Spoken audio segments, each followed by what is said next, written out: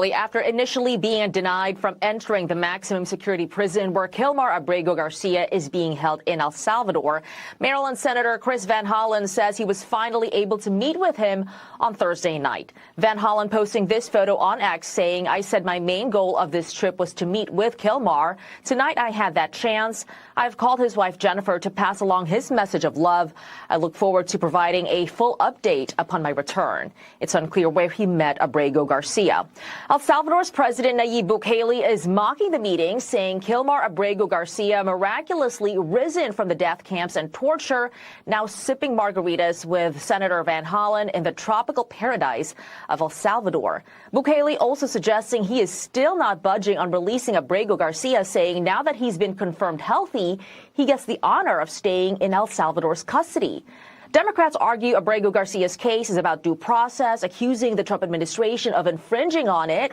Republicans, in the meantime, and the White House accuse Democrats of backing an illegal alien, and they believe they will win in the court of public opinion. Per the New York Post, a conservative watchdog, the American Accountability Foundation, is demanding an ethics probe into Van Hollen's El Salvador trip. The organization's president reportedly saying Mr. Abrego Garcia is essentially an enemy combatant in the ongoing invasion of the United States by transnational gangs.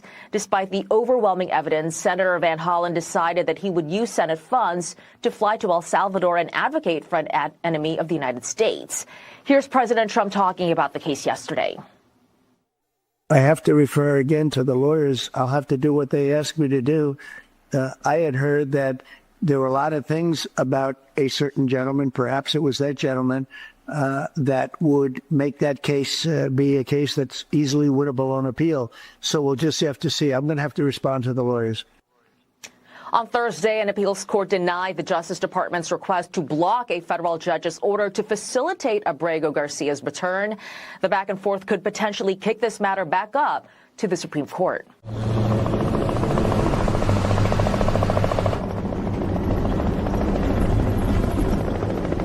What the hell is that? Listen, we need backup. We've got company. Whoa, they're spicy today.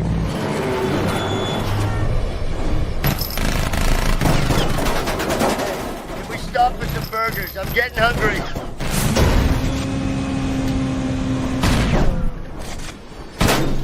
We can still hold a rally today, right? I didn't sign up for this.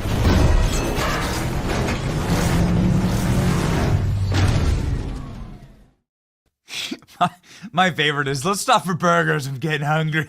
Trump's getting shot at. Oh, man. How many miracles did President Trump live through to get to today? Today is Good Friday. Today is a day of miracles. Today is the day that the stone that the builders rejected will become the capstone.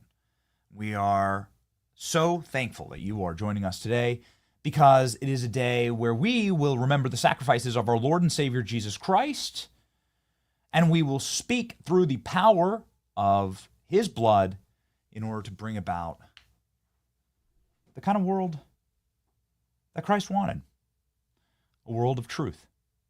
A world where we can speak the truth, live the truth, and do our very best to be simple Christians. And that's what we are here on this program. So happy Good Friday to you. Friday, April 18th, 2025. New Trump assassination plot with ties to Ukraine revealed. What will we find this time? Oh, it's really bad. Democrat senator visits gang member in El Salvador, and they got played. They're playing checkers. Trump's doing 4D chess, and it is really entertaining. Ladies and gentlemen, we're going to talk about a brand new troll from the Trump administration against Dr. Fauci, which is hilarious, and also what Good Friday means today, because we certainly do live in a world that is seeking light and truth. And ladies and gentlemen, we're proud to be marching with you in that effort to bring light and truth to the world. Mike Cernovich joins the program, always somebody who sees things with great clarity. My name is Benny Johnson, and this is The Benny Show. We have a very teeny backyard at our home, but we're trying to make it the best that we possibly can, and fast-growing trees is helping us do that. Fast Growing Trees is the biggest online nursery in the United States of America. Thousands of different plants, over 2 million happy customers. We are one of them. Fast Growing Trees hooked us up with trees for these planters that we have in our backyard. We don't even have a backyard big enough for like an actual tree, to be honest with you. But we got these planters, and Fast Growing Trees is working with us to get the right trees. My wife wants these like olive trees to be in there, and she thinks that would be like a nice look. Anyway, they're setting us up. The delivery was so quick. It comes and is installed by professionals. It was an amazing service, ladies and gentlemen. The Alive and Thrive guarantee ensures that your plants arrive happy and healthy. Plus, get the support of trained plant experts to help you plan your landscape. So, ladies and gentlemen, the next time that you need any type of shade in your backyard, or if you want a fruit tree, or whatever you may need to have your green thumb grow, call Fast Growing Trees. FastGrowingTrees.com, code Benny. This is the perfect time to get your spring yard ready for summer, and you'll save 15% with my code Benny. Save 15%, go to FastGrowingTrees.com using the code Benny at checkout. Offers valid for a limited time. Terms and conditions apply. Go to FastGrowingTrees.com for details. All right, I got to show you something that is going to get you in a fantastic mood today. This is a, hey, Klein, I want to pop up my screen there. Klein is out of the studio today because everybody's we've been traveling a lot and everybody's come down with the sniffles, so we're rocking remote today. I'm in the studio, but ladies and gentlemen, I'm not alone because, well, we have covid.org with us here. covid.org. You click on it. This is the official website. This was, of course, the website that was used to push the experimental therapeutics. This was the website that was used to suppress the true story of COVID-19. That true story is probably even more horrifying than we know right now. But what we absolutely know is that Dr. Fauci funded the research inside of the COVID laboratories in Wuhan. This is illegal. He did this through a network of non-government organizations and scientific research orgs. One of them was called the EcoHealth Alliance. We can see the payments to go to pay for the creation of deadly viruses using bat coronaviruses located only in China, and that is the backbone of COVID. They added spike proteins to that to make it transmissible to humans, and then they released it on humans, probably at the World Military Games that were in Wuhan, and they gave it to American service members, who we now know flew back to America through Seattle, which was the first hotspot for COVID spread in the country. So yeah, there's no such thing as coincidences. This is how COVID was made. It's scientifically impossible for it to be any other way. And this website now rolls through all of that. This is the official lab leak website. It's awesome. President Trump up top, dominating, and they roast Fauci right off the top here, which I think is incredible. The Proximal Origins of SARS-CoV-2 publication, which was used repeatedly by public health officials in the media to discredit the lab leak theory, was promoted by Dr. Fauci to push the preferred narrative that COVID-19 originated naturally. Right off the top, the first words on the official covid.gov website is Dr. Fauci is a liar and a criminal. 1, the virus possesses a biological characteristic that is not found in nature. What is that? It is the spike protein. That is a human spike protein. That would be impossible to find in a bat. The COVID virus comes from the horseshoe bat. The horseshoe bat lives in southeastern China, high up in caves, far away from humans. Science doesn't know why these bats are repositories for the COVID virus. The COVID virus doesn't seem to hurt them, but it's only transmissible to other bats. They extracted that virus and then they added the spike protein to make it so that they could create a pandemic. This is why Dr. Fauci promised there'd be a pandemic in the next administration. We've played you that clip a million times. I don't know why we're the only people that have ever focused in on that clip, but it's literally Dr. Fauci doing a evil villain monologue like that you see in cartoons or superhero movies where they tell you their evil plan. Fauci did that. We might have to play it. I don't know. Well, we'll see. Here we go. Let's read through this. This is amazing. This has got me in such a good mood this morning. Data shows that all COVID-19 cases stem from a single introduction into humans. This runs contrary to previous pandemics where there were multiple spillover events. Wuhan is home to China's foremost SARS research lab, a history of conducting gain-of-function research, gene-altering organisms, supercharging at inadequate biosafety levels. So the supercharging, of course, is the making it transmissible and deadly to humans. The Wuhan Institute of Virology researchers were sick with COVID-like symptoms in the fall of 2019, months before COVID-19 was discovered in the wet markets. The Biden administration hid that, and they also hid the U.S. military members that they infected. How much these people hate you? They infected our military members who were there to perform and compete in the military games. We now know that because of new declassifications. So they used members of our armed services as petri dishes for their new deadly supervirus. Got it? By nearly all measures of science, if there was evidence of natural origin, it would have already surfaced, but it hasn't. Remember how they came up with like Chinese people eat bats and pangolins? Here you go. The seafood market and the Wuhan Institute of Virology, literally right across the street from each other. Proximal origin publication, gain-of-function research, EcoHealth Alliance. Told you, we've done our research, NIH failures. And here's a photo of Dr. Fauci covering his face in shame with the Joe Biden pardon. Ooh, that's gotta hurt. Full and unconditional pardon for any offenses against the United States of which have committed and taken part in January 1st, 2020, from January 1st, 2014. Anthony Fauci pardon. Look at that. And then they go through all of his crimes. Isn't that just remarkable? They go through all of his crimes. And then you have the Rand Paul questioning of this. They roast Andrew Cuomo, too. They have the full congressional report on the COVID pandemic, which shows how much they lied and deceived you. It's just great. It's incredible. This is a literal moment of truth for the country. It's great that it's happening on Good Friday. Good Friday, the day that we create a new truth, the truth for the entire world. It's just perfectly fitting. Here's Dr. Fauci predicting, and in fact, telling us what he was about to do to our nation. Here we go.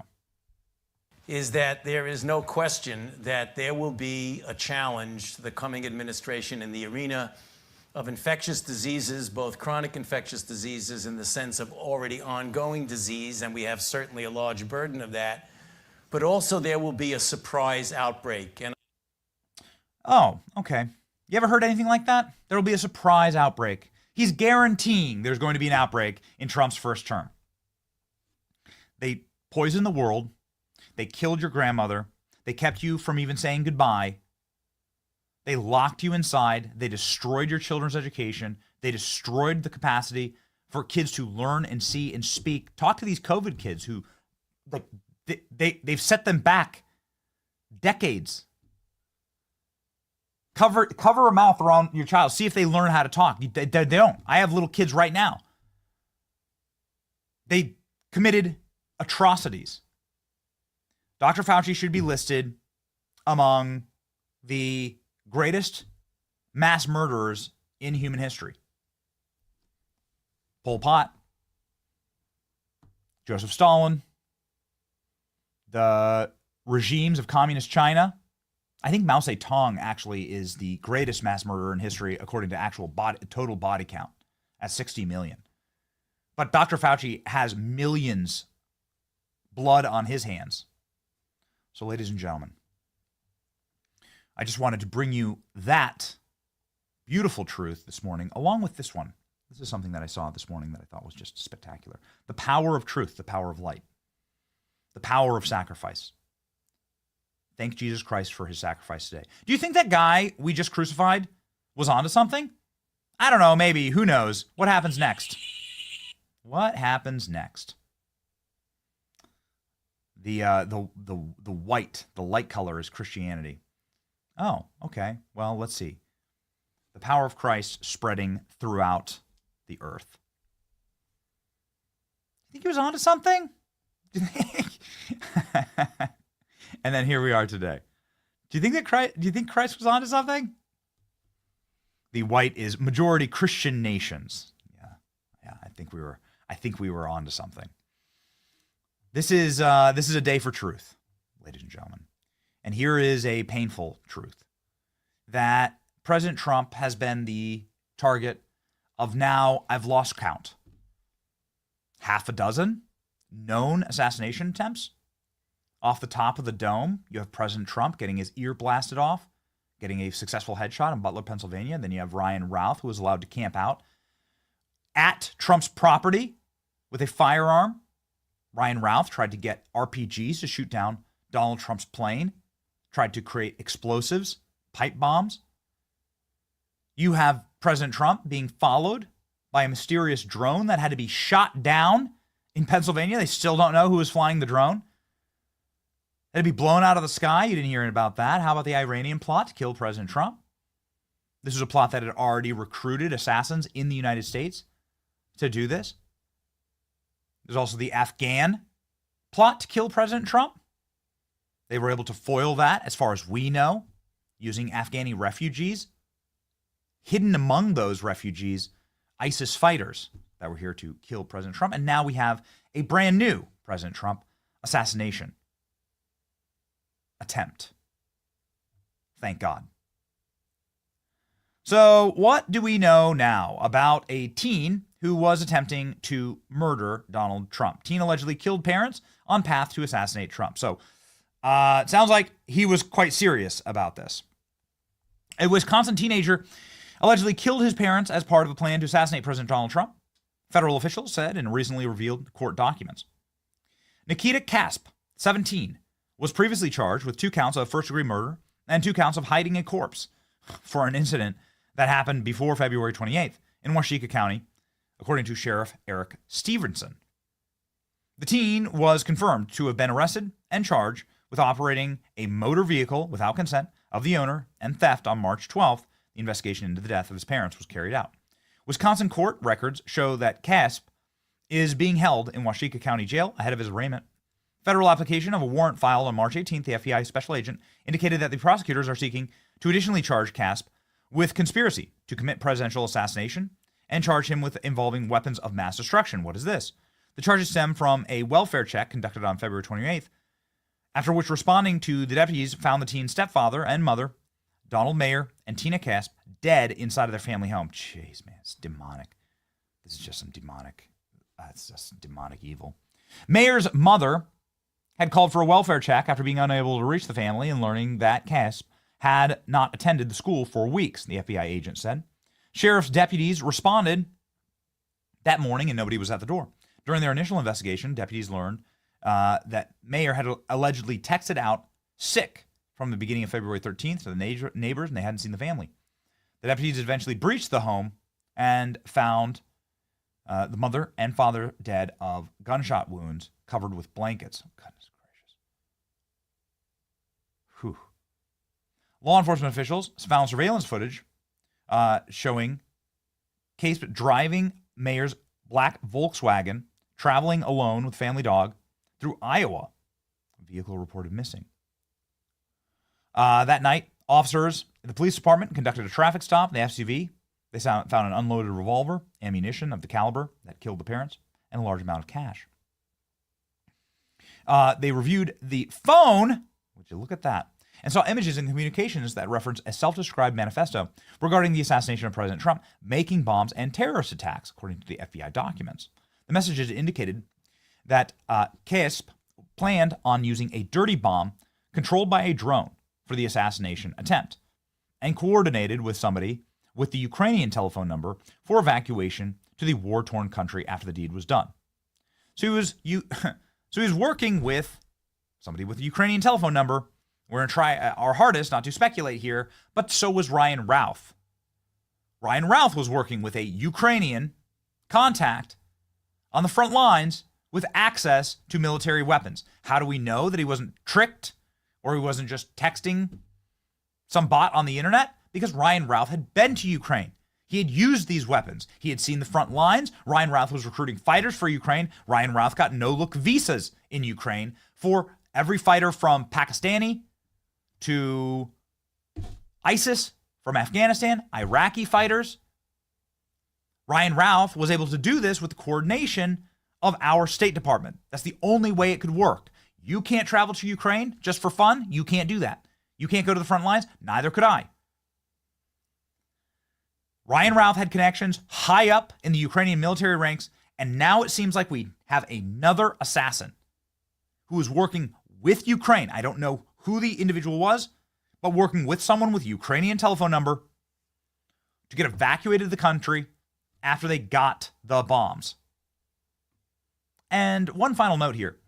President Trump was taken indoors for his inauguration. Does this explain it now? Do we now understand why Trump's entire inauguration, including the parades, the swearing in, all of it was done inside? Do you see now? For weeks, we did reports on the drone activity that could be a massive at-scale threat to the president.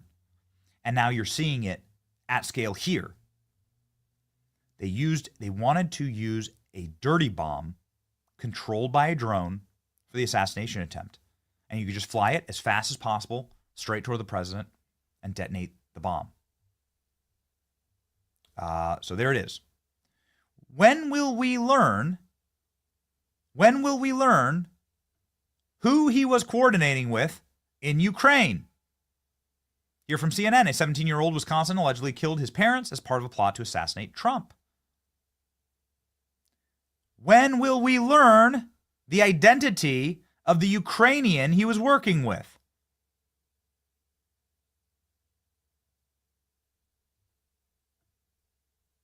Let's look through this article here, shall we?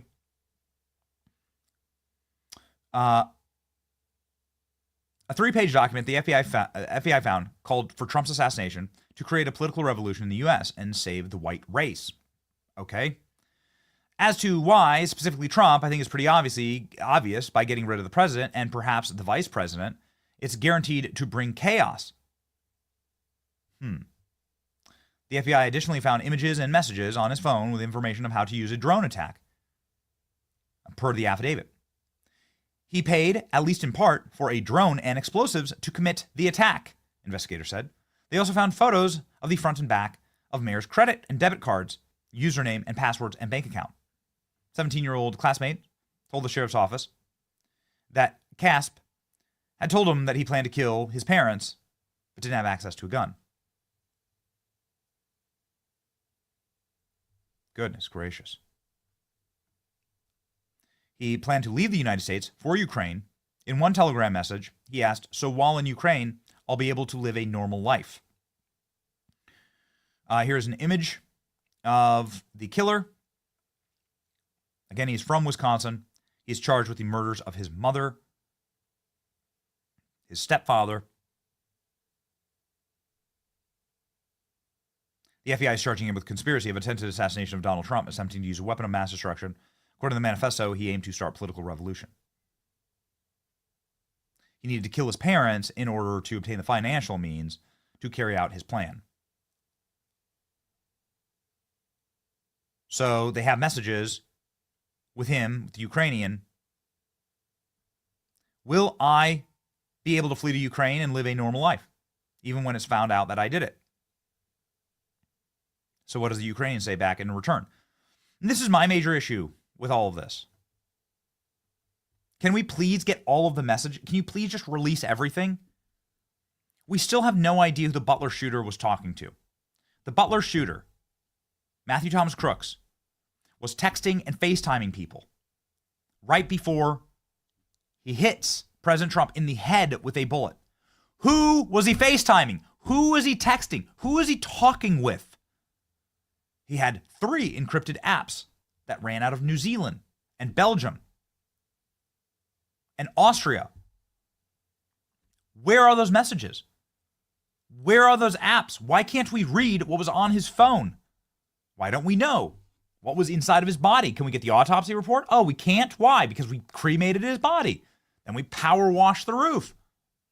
We scrubbed that crime scene clean as a whistle. So can we please figure out who the Ukrainian was that he was communicating with? What about Routh? We learned this past week that Routh was trying to buy RPGs from Ukraine to blow President Trump's airplane out of the sky, which he could have done very easily, according to the experts we've had on this program. President Trump's airplane takes off from Palm Beach once a day. He could just sit on the other side of the freeway. And President Trump's plane is badass. We've ridden on it, his private plane. I'd really like to ride on Air Force One. Haven't done that yet. President Trump's plane is badass. I do not believe that it has the type of tech in it that would allow President Trump to evade a military-style weapon that's shot at the plane. We kept hearing little sprinklings of drone attack here. President Trump's plane's under attack there. That was clearly coming from intel that they had. And why is it always Ukraine? This is the face of the absolute face of evil. Here is the murderer. Demonic possession is real. It is Good Friday. There's one thing that you must internalize here. It is that darkness is real. Demons are real. Satan is real. Their conquests and their scourge of Christ is real. Christ perished on the cross today, but the power of light and truth inside of Christ, that same power that lives within all of us, is powerful enough to raise Christ from the dead, to throw mountains into the sea. You have that power. We have that power. As Christians, that is the light that lives within all of us. That image on screen is the face of darkness. This news breaking last night on Jesse Waters' show. Let's go. And we still don't know a thing about Thomas Crooks. We just know that Ryan Routh had a connection to Ukraine. And Trump's getting frustrated. It has not been explained to me perfectly by either Secret Service or the FBI. We have somebody, two good people running that. And I would like to hear the explanation. Yeah. Even if it's not released to the public, I should be allowed to hear it. Amen. And I might very well release it to the public. Now, another assassination plot against Donald Trump was foiled in Wisconsin. And just like Routh, there's a Ukraine connection. In February, the Wisconsin Sheriff's Office arrested 17-year-old Nikita Kasip for killing his parents and uncovered a plot to kill the president. This kid, who was also part of a satanic neo-Nazi group, allegedly killed his parents for cash so he could fund an assassination attempt on Trump. Authorities went through his phone and found messages in Russian with an anonymous source. He was trying to buy a military drone to take out 47. Quote, a drone with a dropping mechanism. The drone would drop a bomb, so I would need that once the transfer is complete. He was also texting a Ukrainian phone number and planning an escape route to Ukraine. Quote, how long will I need to hide before I move to Ukraine? 1 to 2 months. So while in Ukraine, I'll be able to get a normal job and have a normal life, even if when it's found out I did it. Who is this kid? And why does he have an international network of arms dealers and human smugglers at his fingertips? Why is he texting Ukrainians and trying to overthrow our government?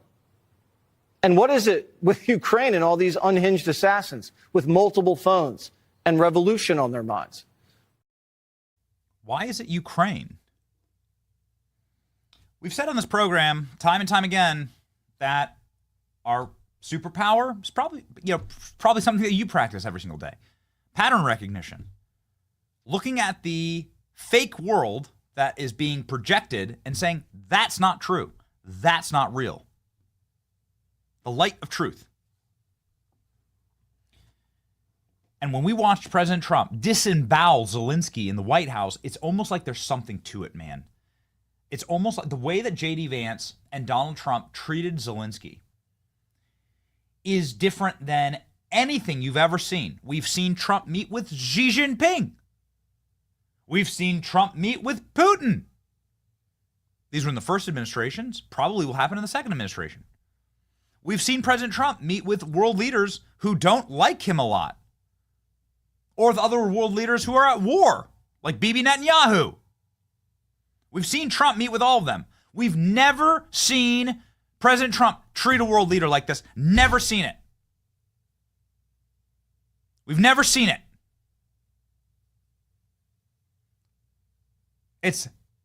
It's like they know that somewhere inside of Zelensky's operation, there was a kill order for Donald Trump to assist American assassins to kill Trump. Ryan Routh was in court this week and had to answer for trying to buy a Stinger missile to kill Donald Trump. Ryan Routh writes, and if we could please pull up the FBI documentation about this, Ryan Routh, I think it's right there. Ryan Routh writes that this will be great for Ukraine. I'm going to help you guys. You give me the weapons, smuggle them through our open border, use the cartels, smuggle them through the open border, give me the weapons, let me kill Trump for you. It's evil. And he was excited to use American arms to do this. He was going to use the weapons that we paid for in Ukraine to kill our president. You know how sadistic this all is? How satanic it all is? He says it right. It's in black and white. I need equipment so that Trump does not get elected. There it is. It'll be great for Ukraine. He was going to shoot the plane down from the sky. We landed at Palm Beach Airport and we were like, wow, there's Trump's plane. It's iconic. Of course, you know exactly what it looks like. Trump's private plane. And this was before Trump was sworn in. And so he's still using this plane. And the entire plane, you could only see the tail of it, was surrounded by dump trucks. Surrounded by like large moving metal barriers where no one could get a clean shot of it unless you were like right up on the tarmac, right? Unless you were physically at the plane. And I was like, that's a little strange. I suppose a security precaution. One guy did try and kill Trump. That's what we knew at the time. At the time, that's all we knew.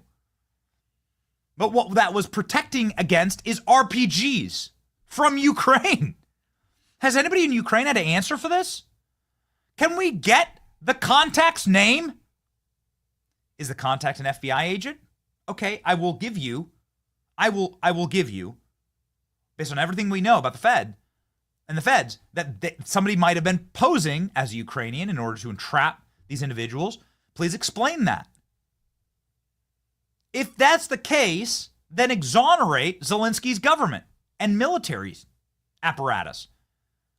But until you exonerate them, what we are left to conclude, based on government documents in the black and white, is that Ukraine was a co-conspirator in the murder of President Trump. And they were using our weapons to do it. Ryan Routh in court this week, admitting to all of it. Here we go. Now, in court documents, the government laid out a long list of evidence they want admitted into the trial. This includes encrypted messages that shows Routh allegedly tried to purchase a rocket-propelled grenade or an anti-aircraft missile from an associate he believed to be a Ukrainian with access to military weapons. Now, Routh allegedly asked this associate to, quote, send me an RPG or Stinger, and I will see what we can do. Trump is not good for Ukraine, end quote. The government argues Routh signaled his intent to kill President Trump when he wrote, quote, I need equipment so that Trump cannot get elected.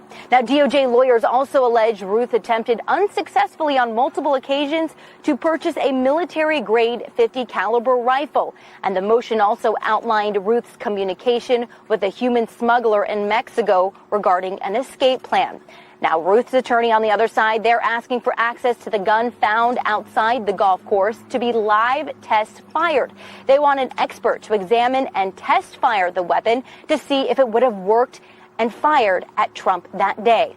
The defense is also seeking to dismiss 2 of the 5 total charges against their client relating to firearm possessions, citing Second Amendment rights. They had a lot to get to. Incredible. we please go to the New York Post article here. Inside Ryan Wesley Routh's Hawaii home after FBI conducts raid of alleged would-be Trump assassins' digs. Just really quickly, I don't want to rehash all of this, but I do want to establish a fact pattern here that the feds have allowed Donald Trump, these feds, probably not the same feds, I don't know, that are protecting Trump today, but the feds that were working for Joe Biden wanted Trump to die. And I can prove it. So here's this loner, and scroll down through here, this loner who's living in squalor, doesn't really have a job, has no income, he's in total debt, yet he's able to crisscross the whole entire world flying back to Ukraine, back and forth to Ukraine. He runs an entire website about how he wants to recruit fighters for Ukraine. How did he get this idea? Well, I'm not exactly sure, but here's what I do know. I know that I looked at his X account. And on his X account, you can scroll through his followers and you can find his oldest followers, right? The people that he followed and followed him back. And some of the first people that followed him and followed him back are CIA handlers, people who have worked for the Central Intelligence Agency. We know their identity. We have the screenshots. It seems particularly strange. It's very strange. All Ryan Routh did all day long is spam social media for people to go fight in Ukraine. He lived in a dump. Look at his car. Here it is. He lived in a dump. He drove an old truck, and that truck had a Biden-Harris sticker on it, famously. There he is in Ukraine, right there. How's he able to get to Ukraine? How's he able to recruit fighters to Ukraine? Why are there so many photos of him holding arms in Ukraine, in military fatigues of Ukraine, on the front lines of Ukraine? What the hell is going on here? What kind of black ops are we looking at? He was able to travel back into America from Ukraine, which isn't allowed, of course. No private citizens able to go from war zone, like so easily from a war zone and enter the United States without questioning. They refused to question him at Homeland Security. The FBI already knew about this guy. The FBI agent said in Miami, the FBI field office director in Miami said, yes, we knew him. We were supposed to have already arrested him. We knew that he was in illegal possession of firearms. Why was he in illegal possession of firearms? Because he had 87 different felonies. One of them was a weapons of mass destruction felony for getting into a standoff with police with a fully automatic rifle. Those are very hard to come by. They do exist. Hard to come by.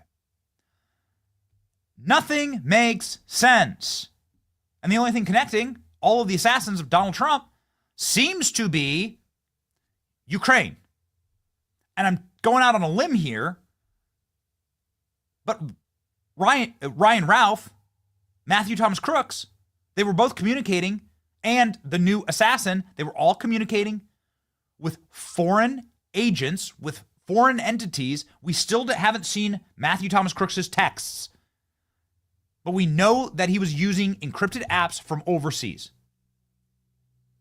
What is the likelihood that one of them has a Ukrainian connection? I would say high, given the fact that the other two assassins do, but that's what we know. Nobody has been able to explain this. And you can see in the clip there that President Trump's pretty furious. I had not seen that clip, actually, of Donald Trump being interviewed there. That was just played on Jesse Waters. I'm not sure if we could isolate that and play it. But Donald Trump says they're keeping information from me, and I'm pretty pissed off about it. Nobody's explained to me what the F is going on. It is our obligation to explain, to do everything that we possibly can to figure this out. Here's a photo. Yeah, that totally works. We can just replay it. Here, this is just a very short clip, but this is unique. I hadn't actually isolated this clip yet. Let's have a listen. It has not been explained to me perfectly by other Secret Service or the FBI. We have somebody, two good people running that, and I would like to hear the explanation. Yeah. Even if it's not released to the public, I should be allowed to hear it. Amen. And I might very well release it to the public. How crazy is that? How insane is that? Donald Trump saying, nobody's explained it to me. Don't I have a right to hear? Don't I have a right to see who was in communication with Matthew Thomas Crooks? The investigators there say that it was a conspiracy, that he wasn't acting alone. The chief FBI investigator, who we met when we went to Butler, Pennsylvania, in the days after Matthew Thomas Crooks got a successful headshot on Donald Trump, meaning he struck him in the head with a bullet. We were the only one that went there. We went up on the roof. We laid right in the blood splattered area. We have video of it. We can show you. There was an FBI investigator there. He was retired FBI. He was working with Jim Jordan. He was doing interviews with all of the local police officers, Secret Service officers, eyewitnesses. His conclusion is that Matthew Thomas Crooks was not acting alone, that he had a handler there that day. How did Matthew Thomas Crooks build all of these pipe bombs? Here he is. Here he is right before climbing on the roof, sitting there on the phone. How do you build all these pipe bombs? How do you do this? How do you get across the roof? This building was massive. How do you scale the roof and get all the way across it without being detected? Who called off the police force? You know, there's a sniper window right there that could have gotten them. No problem. Why wasn't there somebody stationed on the water tower? The real conflict with the water tower, the conspiracy theory about the water tower is not that there was somebody up there, it's that there wasn't somebody up there. Why? This is the view from the sniper's nest with the local law enforcement. But guess what happened? They were called off right when Matthew Thomas Crooks crawled up there to take the shot. Who called him off exactly? What the hell is going on here? Why don't we know? And Donald Trump says he doesn't know. How deep, how dark does this conspiracy go? It is our obligation to ask questions about this as best that we possibly can. We want to find the truth. Good Friday, truth and light. Let us see it. We can handle it. Here, ladies and gentlemen, is us making good on that promise. We interviewed Christi Noem on a military ship docked in New York, Manhattan Island. We'll shoot our shot. Here we go. Secret Service has some bad advertisements, Yes, right? Like the assassination attempt in Butler. Yes. And many people, especially in our audience, are frustrated at the lack of understanding of what the motivation was, who was Matthew Thomas Crooks talking to on the phone, what was happening behind the scenes. Some investigators are out saying he might not have acted alone. Again, what people want, I think, is just information because it seems so strange. This guy almost started a civil war, changed the course of human history with 8 shots on the president. Well, we need to know the truth. Americans deserve the truth. They really do. Yeah, and that is all information that the president will be fully briefed on and will know, and that the American public will know. What I will say also is that what we have seen continuously, and what I see as a fundamental flaw, is a breakdown in communication. And it's part of my job at DHS is to help streamline that.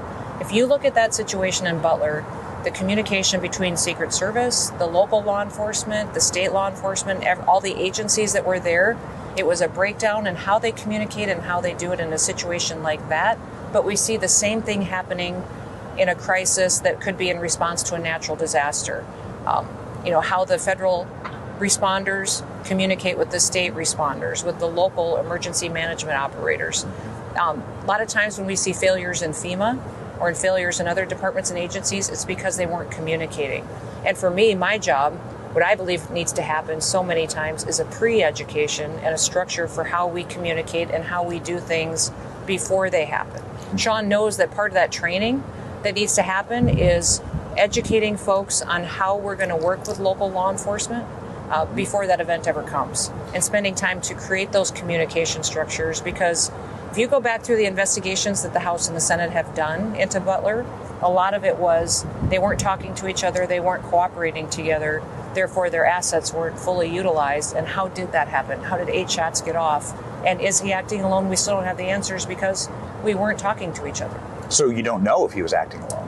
Well, it's not my purview to say to you today all of that, but I will say that it all is information that the American public will have at the appropriate time. So there is an investigation going on, and we will learn a lot more. And members of Congress are still working on that as well, too. So it's not just an investigation, with law enforcement entities in the country, but also Congress is still very much on top of it. We'll do as much as we possibly can. We have a voice here. That voice is yours. We listen to you. We listen to the chat. We hear your concerns. And we have an obligation to you to bring those questions up to the powerful. A lot of people are very scared about that. Clearly, Christi Noem, I think, there was caught slipping just a little bit. because she's like, well, might not have been acting alone.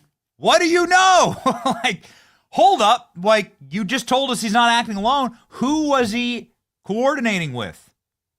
We now know that there were 3 other assassins who were coordinating with foreign powers. Okay, 1 allegedly Iranian, 2 Ukrainian.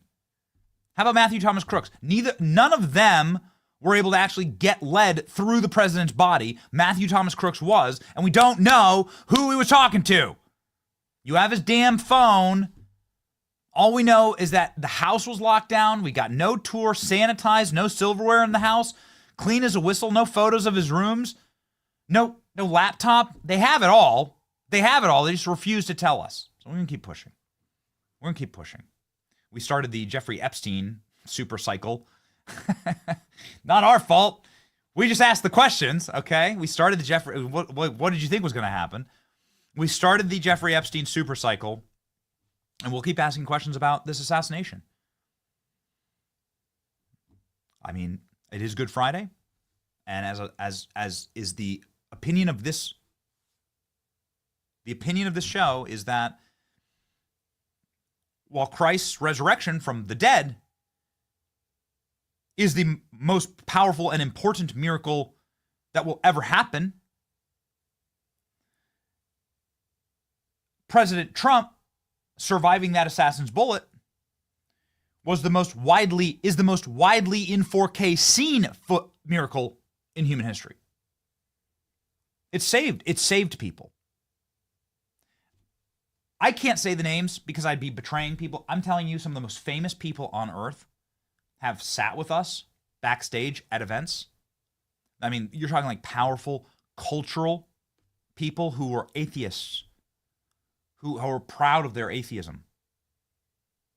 And while they may not be able to say it publicly right now, they have told us that this miracle has now caused them to rethink their atheism, has now profoundly affected them, that President Trump has witnessed to them personally after this.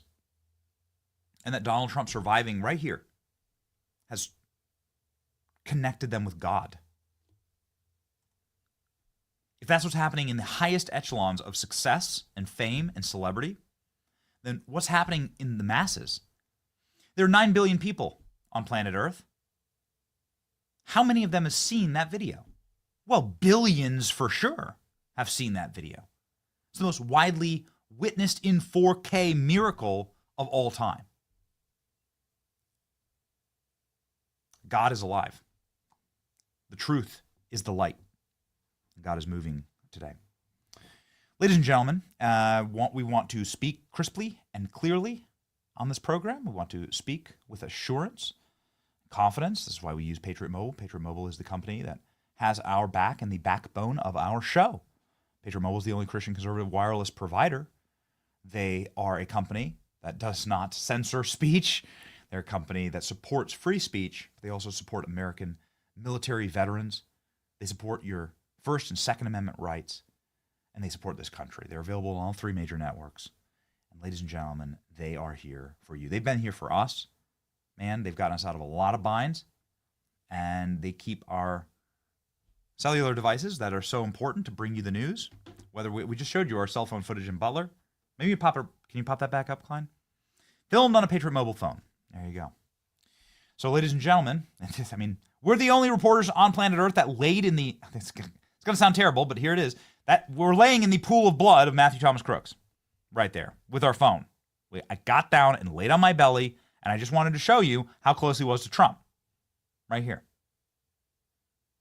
It was a relatively rural area where we were in. We were able to upload this video and finally get some truth out there about what was going on. I wanted people to see, man, this went thermonuclear viral. We were the last reporters ever allowed up on that roof. They never let anybody back up after we went there. Of course, we were doing this with permission. We weren't like, we weren't trespassing. The owner allowed us to do this. He gave us the ladder. He walked us through his shop and his factory. The point is that Patriot Mobile got us there. And ladies and gentlemen, it's an important time for truth, now more than ever. 972-PATRIOT, free month of service with promo code Benny. Call 972-PATRIOT today. You can go to patriotmobile.com/Benny as well. All right. So a little bit of hilarious truth, and I want to go through all of this with the great Mike Cernovich, who will be joining the program here. I cannot express enough this amazing troll from Nayib Bukele in El Salvador. He let Chris Van Hollen, professional dork and cuck, go meet the MS-13 gangbanger and spousal abuser. The images are hilarious. They brought him margaritas. You can see on his knuckles there, he has MS-13 tattooed on his knuckles. And then they brought him margaritas. They had little cherries and salt-rimmed margaritas there. And then the senator who's leaning in. Green line theory, undefeated. Leaning in to meet the abuser. This senator, this scumbag, voted against the Laken Riley Act. Let me repeat this. He voted against the Laken Riley Act. He's never once met with the mother of the constituency. Hey, Alex, is this the White House, the side-by-side? I hope it is. Yes, perfect. Thank you. Here's President Trump meeting with a constituent of Chris Van Hollen, who's a Maryland senator. This mother is an angel mom. Her child died at the hands of an MS-13 gang member. And here is the senator from Maryland meeting with a member of that gang to console him. He traveled 3,000 miles down to El Salvador to meet with the gang member. He couldn't travel 3 miles away in his own state to meet with the mother who was grieving the death of her daughter. This is satanic. It's dark. It's demonic. It rids, put hate in your heart, right? It's designed to humiliate and dehumanize. There's somebody who's been speaking about this spiritual energy for a very long time, a man who's deeply connected to the light of truth, which is the theme of the show. His name is Mike Cernovich, and he joins the program live now.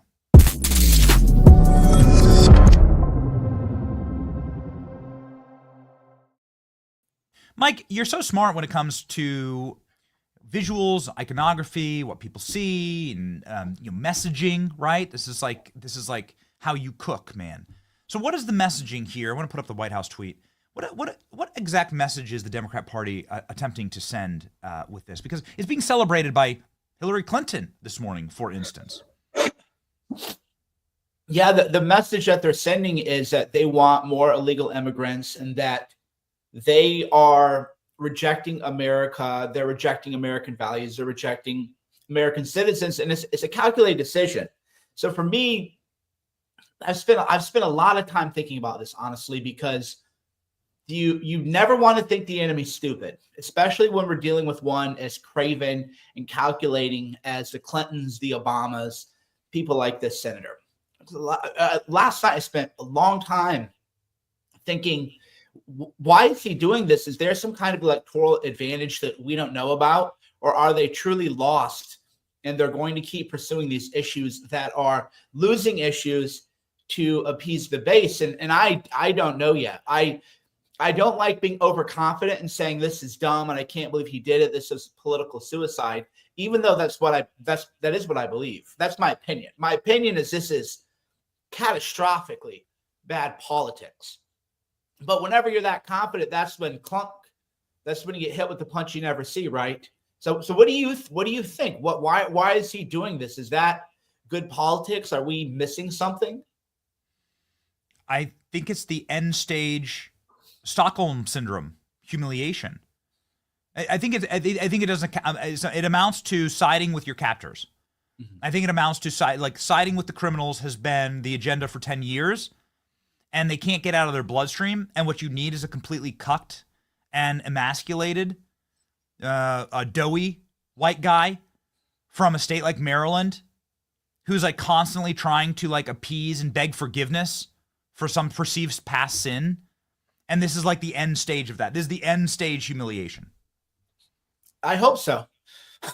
I hope so. I hope we're not missing anything and that this is somehow really good politics, because I can't believe that you would. I could understand if you were Glenn Greenwald, right? I think within this debate you have you have a spectrum of people. You have someone like Glenn Greenwald, who, if he were the senator, he would want to talk about Lake and Riley, and he would want to talk about this issue because, you know, he would see it maybe from a more high-minded perspective. And then you have people on the left, like the senator, who they despise Lake and Riley. They want more crime to happen. They want more destruction and devastation to happen. And I guess they think that they can continue winning elections even with that mindset or with that attitude, which is, again, what I keep mulling over. You and I know that these are the people who hate America. They want our destruction. They want gangs to come in and decapitate people. It used to we sounded crazy 5 years ago when we said that, especially 10 years ago. You said that in 2015. And I remember nobody legitimate would even go near that. How Cernovich, you're a crazy person. 5 years ago, you would say, well, I don't agree with that, but it's not crazy.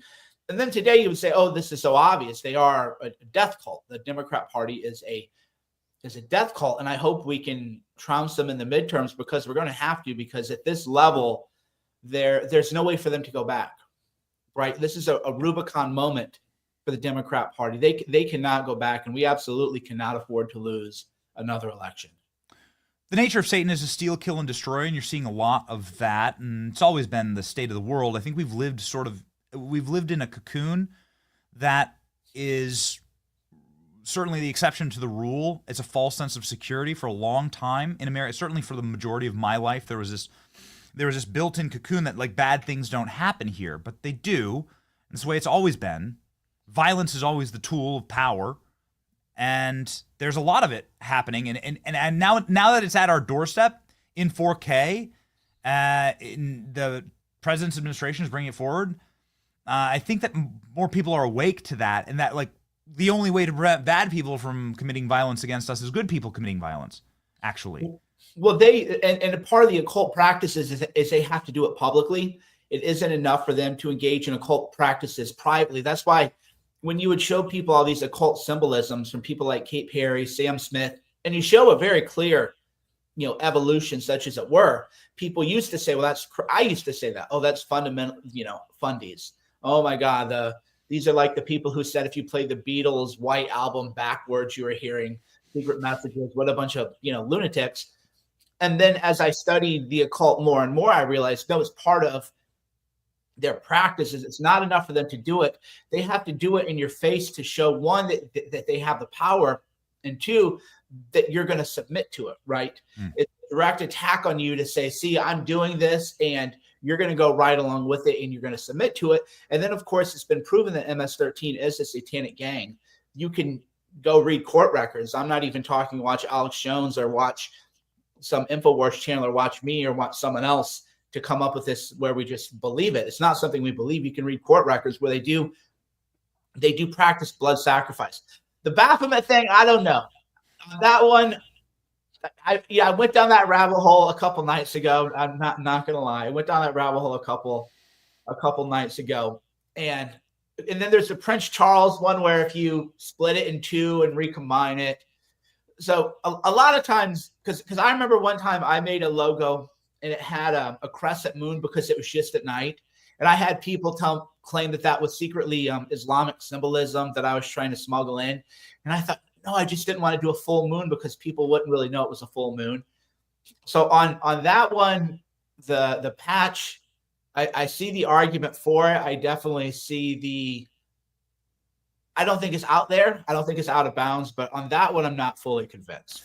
We weren't planning on putting that. Interesting one. We weren't planning on putting that asset up at that exact moment. What we wanted to do was show you how true you and how right you are, because a new Satanist was just arrested for murdering his parents to get money to go kill Donald Trump. This is the news of the morning, and the top story for this show is that a young man, a 17-year-old in Wisconsin, kills his mother and stepfather, steals all their money, with the intention of buying a drone from Ukraine with a dirty bomb, then escaping to Ukraine after he killed President Trump. He's a Satanist, according to his text messages and Telegram messages. And so, Mike, you're right. Like, not only is this stuff like real, they're attempting The atrocities are happening, and they're happening now. They're happening now. There's a PhD student from George Mason University on Twitter, on X, openly talking about there's going to be violence, it's going to be needed. These are legitimate people saying these kinds of things. They're creating an environment of Bolshevik violence, and it unfortunately puts us in a real predicament, because there has been an unusual amount of spiritual activity. I've been under pretty relentless attacks over the past year, especially, but at various phases, and even very strange dreams. So there's an unusual amount of spiritual activity. And when that happens, young men like that 17-year-old are more susceptible. So you're much older, I'm not calling you old, but I'll call myself old.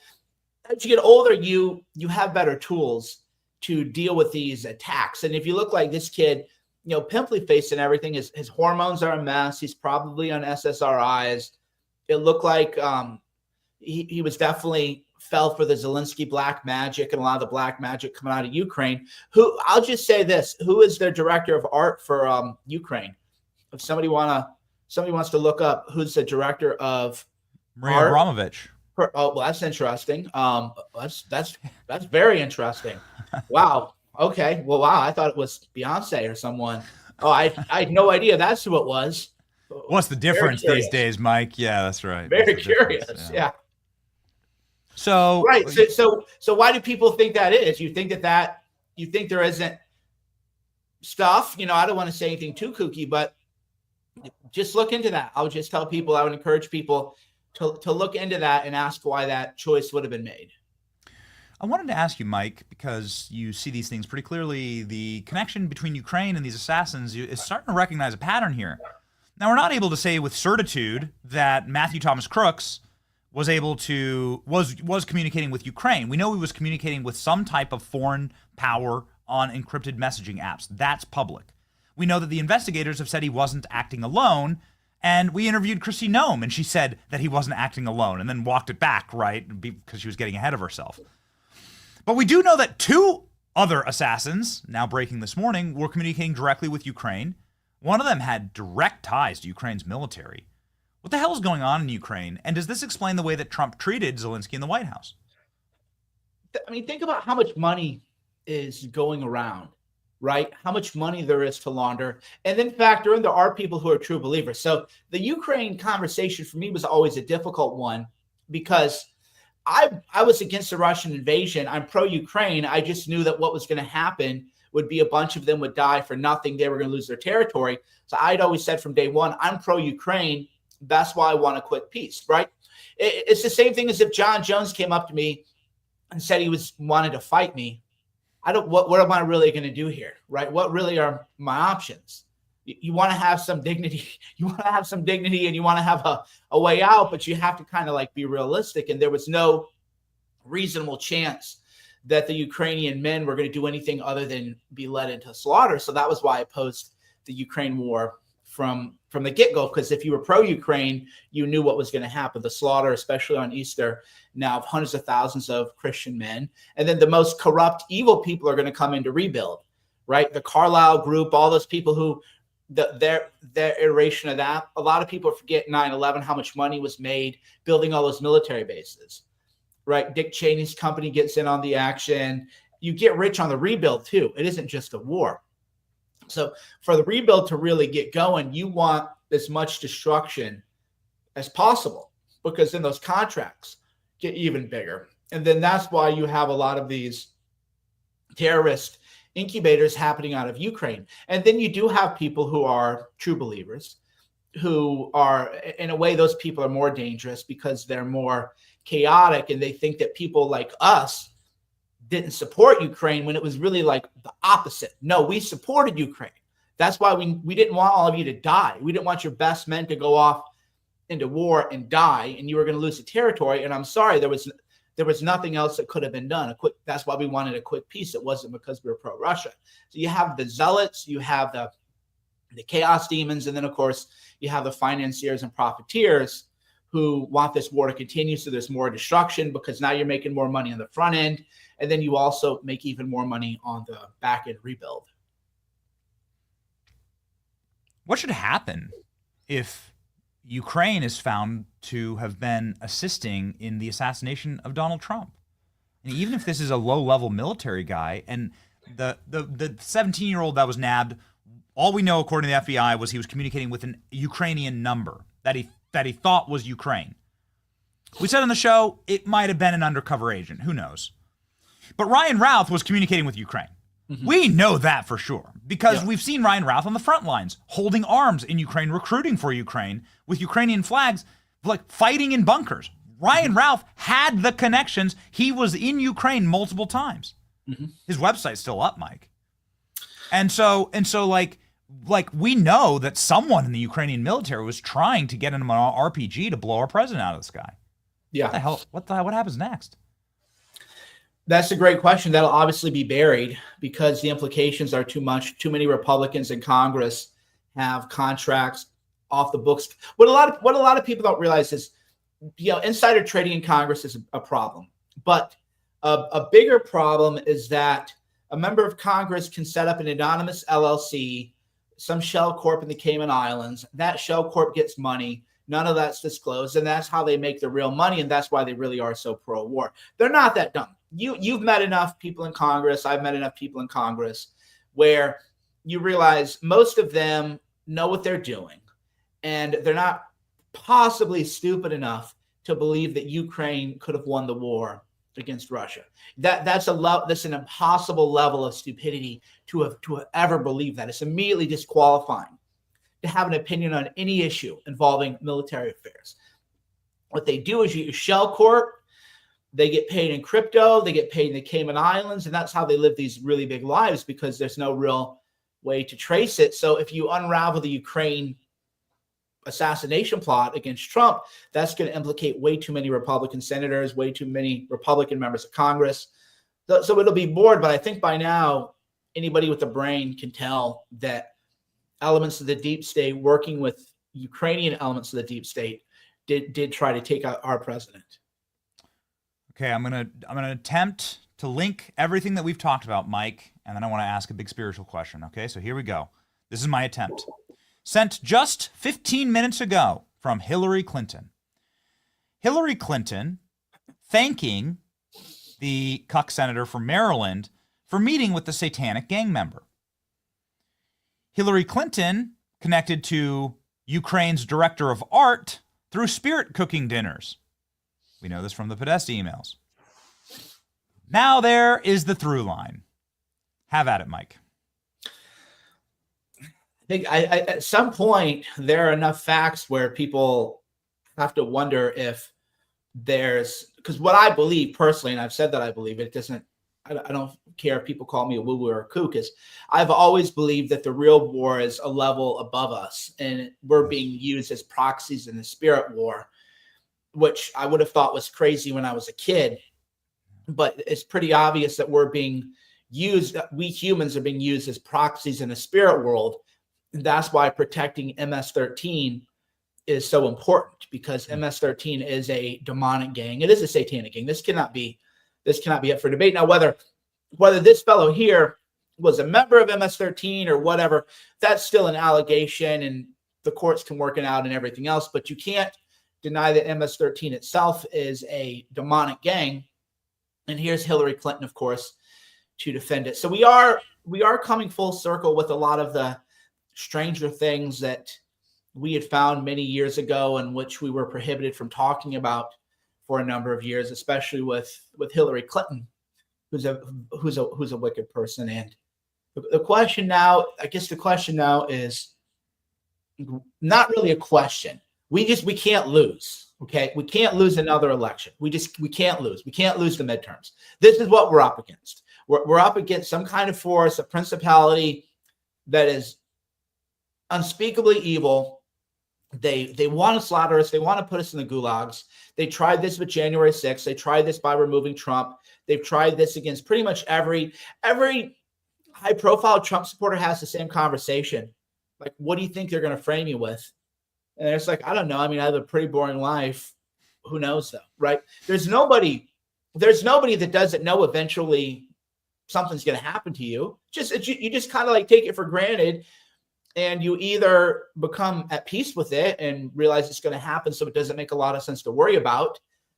Or a lot of people, that's why a lot of people have these breakdowns, or a lot of people leave, or a lot of people end up saying, I'm a liberal now. Because if you take that deal, you can get your 30 pieces of silver, you can get your rehabilitation articles, they'll say nice things about you, and you won't really be a target.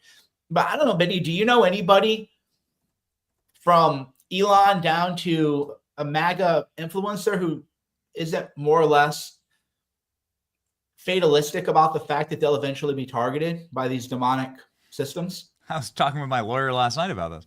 Like, we were at an event, a fundraiser for a local Republican candidate here, and he was laughing and talking through how myself and everybody who does this for a living knew that if Kamala was victorious in 2024, we were all going to jail for something. Yeah. All of us were going to, like, they were going to concoct. They'd already tried it. They'd already tried it with me, Tim Pool, Dave Rubin. Yep. They'd already attempted, right? They'd already run new Russiagate hoaxes. Okay. They were already seeding this, and it was just the next hoax, whatever the next thing was going to be. They were going to make sure that the independent creators that were helping Trump out so much, and it wasn't just going to be me, it was going to be Joe Rogan, Theo Vaughn, Andrew Schultz, it was going to be the Nelk boys. They were going to come for everyone, right? Because if they can't build it themselves or create it artificially in a laboratory, then they'll try and kill the people who can. And so they were going to try and wipe us all out. Now, they already did this. They already tried this with Joe, right? They went through every single thing he's ever said, every naughty word he ever said, and they changed his face when he got COVID on CNN. And they did that. They did the broadside against Rogan. They were coming for everybody who spoke truth, and it was built in, Mike. It's interesting you asked that. I got chills you asking that, because we were just having that conversation last night. Yeah, I mean, they got Ricky Vaughn. They tried to get me really bad. The first term, they really tried to get me. A bunch of investigations that I never disclosed, because all that does is gives power to the enemy. And at the time, it seemed like back then it made you look bad. But now people realize, oh, okay, that's just part and parcel to this. And I'd had to talk with my kids multiple times. I said, look, kids, one day the bad people are going to come and they're going to take me. And when it happens, just make sure you stay out of the way. And I'll explain it to you when you're older, you'll understand. These are the kind, I don't know that there's any dad who hasn't told their kids, like, oh yeah, there's a good chance one day. Now, I don't feel that way now for the next 4 years, but if Kamala had won, I knew for a fact that, okay, they were going to come take me, and I'm not going to leave the country. I'm going to die in America, right? I live here. I'm not going to be one of these billionaires like Zuckerberg who wants to go hide in a bunker. I'm not going to go hide in a bunker in an oversized coffin like the billionaire class. This is my country. But I'm sure that you had similar conversations with your kids where you said, look, man, if Kamala wins, I'm probably going to disappear for a while, and make sure you don't get caught up in anything. Can you broaden this conversation to the greater overall spiritual war that we are fighting, and why we must win, and most importantly, how do we fight, Mike? Today's Good Friday, so it's a wonderful day to have this conversation.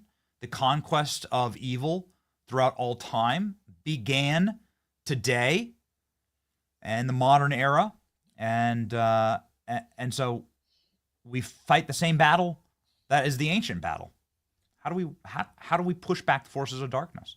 Yeah, what as I've realized how spiritual it is, I've become less attached to the outcome of my physical body, right? And that's the lesson I think that more people on our side have to. I don't know that I would call it an inner peace. I don't know if people think of me and they think, inner calm or inner peace. But whatever the case is, I've become much less attached to a lot of the vanity that I used to have. Like, I still go to the gym and I take care of myself. I'm not talking about neglecting your health, but to the extent that I had a lot of materialism, I don't care about watches, man. Anybody who's met me in person, does Mike, have a watch? I don't care, man. And I become way, way less attached to the material aspect of living and more at peace with the outcome that's going to happen is going to happen. I'm going to have to face God and provide an accounting for everything that I've done in my life. I think about that pretty much every day. You start to go back. Actually, it rattles you a little bit because you start to go back and you look through everything you've ever done in your life and you realize just the folly, right? Like, how did I ever used to drink alcohol in bars, right? I look back like, what if I was living like a filthy animal, right? And I thought I was having fun. I was so deceived that I thought I was having fun, and my God, have mercy. And then you have to remember, no, if you've repented, that's all forgiven. But then that's, of course, where the spiritual attacks come at you, because they will, oh yeah, you remember you'd go out, you'd get drunk, you'd go do drugs and everything. But if it's been forgiven, it's been forgiven, right? But that, of course, that's hard. It's hard for all of us to accept. Is no, it has been forgiven. That's the resurrection of Christ. Christ died on the cross for all of this, right? I mean, what a weekend to talk about it. But it's still hard to intellectualize, because as you do become less attached to materialism and more in tune with, the divine, then you start to just rethink your whole life, which is a demonic trap, actually. You're not supposed to rethink your entire life and dwell in the past. It's, in fact, sinful. You're supposed to live a better life moving forward, right? Because you have been granted absolution over all of this. So that's something that I think a lot about pretty much every day, multiple times a day, obviously. It's something that, to the degree I'm obsessed with anything, that's sort of it. So this is a good weekend, I think, to remind people that you have been absolved. Don't be like Cernovich pulling your hair out, because you're trying to analyze everything that you've ever done in your life, because you've been forgiven, and the demons trick you, but they trick you by trying to bring up stuff. And all of that has been forgiven. And what we have to worry about is what we're going to do going forward, right? As we push forward and struggle against sin and death every day of our lives. So something that I often find myself saying publicly and privately is that what man intends for evil, God intends for good. There was a speech that was much maligned. I thought it was hilarious, from a comedian named Kill Tony. He gave the speech in Madison Square Garden, and we were there, and he killed. He did great. Everyone was laughing. They zeroed in on this line about Puerto Rico. But that wasn't the line. Who cares? That's a joke. That's a joke from a guy who loves Puerto Rico. The real line from the speech was Kill Tony saying, Tony Hinchcliffe is the comedian's full name. He says, you should choose Trump in November. God already voted in July with the assassination. Mm-hmm. I was like, man, that's profound. Like, for a comedians are profound people. Being able to deliver comedy is a high IQ art form. And I thought, man, that is an unbelievable line. And I guess it kind of like maybe sets up my last question for you, Mike. I have confidence today because I believe that God, like Trump surviving that assassin's bullet, was the difference, not between like civil war or cheap gas. I think that would have been like the demarcation of like the end. Like that would have been like that would have been a new dark age. Actually, would have been ushered in then. What we ended up getting was a miracle that was seen by billions of people. The most seen miracle of all time in 4K. We got it from every angle. And I know people who are atheists who've come to Christ through watching that clip of Donald Trump. And God's just not done yet. And he's had and we aren't doomed, right? And I think it's a really uplifting message. That's just my take. And wanted to get your thoughts on this moment in reflection. Well, God is God.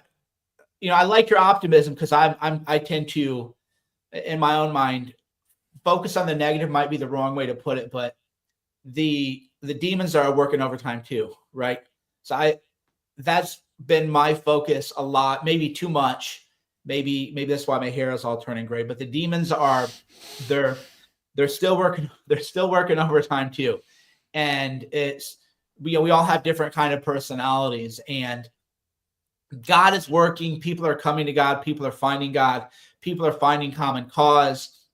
People are realizing there's a lot of similarities in your religion, and instead of arguing theory all day or dogma all day, why don't you be a shining example of your religion? That's one of the problems I think I have with a lot of young men are finding Christ, which is of course a beautiful thing, but they still have that militancy in them where they want to be the equivalent of an online crusader. But the answer is that as you find Christ more, it's a transformation of the human heart. The Father Seraphim Rose has a great book, Christ and the Transformation of the Human Heart. I believe that's the title, or the Mystery of the Human Heart. Maybe one of the guys can find it, but Seraphim Rose wrote it. And the focus that we want to have, I think, is our heart being transformed, right? How is our heart being transformed? Because we can argue all day about who's God, the Virgin Mary, how many days did he die on the cross? Did he die? How do we know that it's true? But the more that your heart is transformed, the more mystical it becomes. The more you just know. The heart has its own way of knowing. And I think the reason that, God's Revelation of the Human Heart by Seraphim Rose, I've tried to read every book that he's written, and especially in that tradition of Orthodox Christianity is and I ask myself that too, because sometimes I body people online, and there's a value to that. There really is, to show people like, hey, there are boundaries, and a lot of you people misbehave and don't really understand.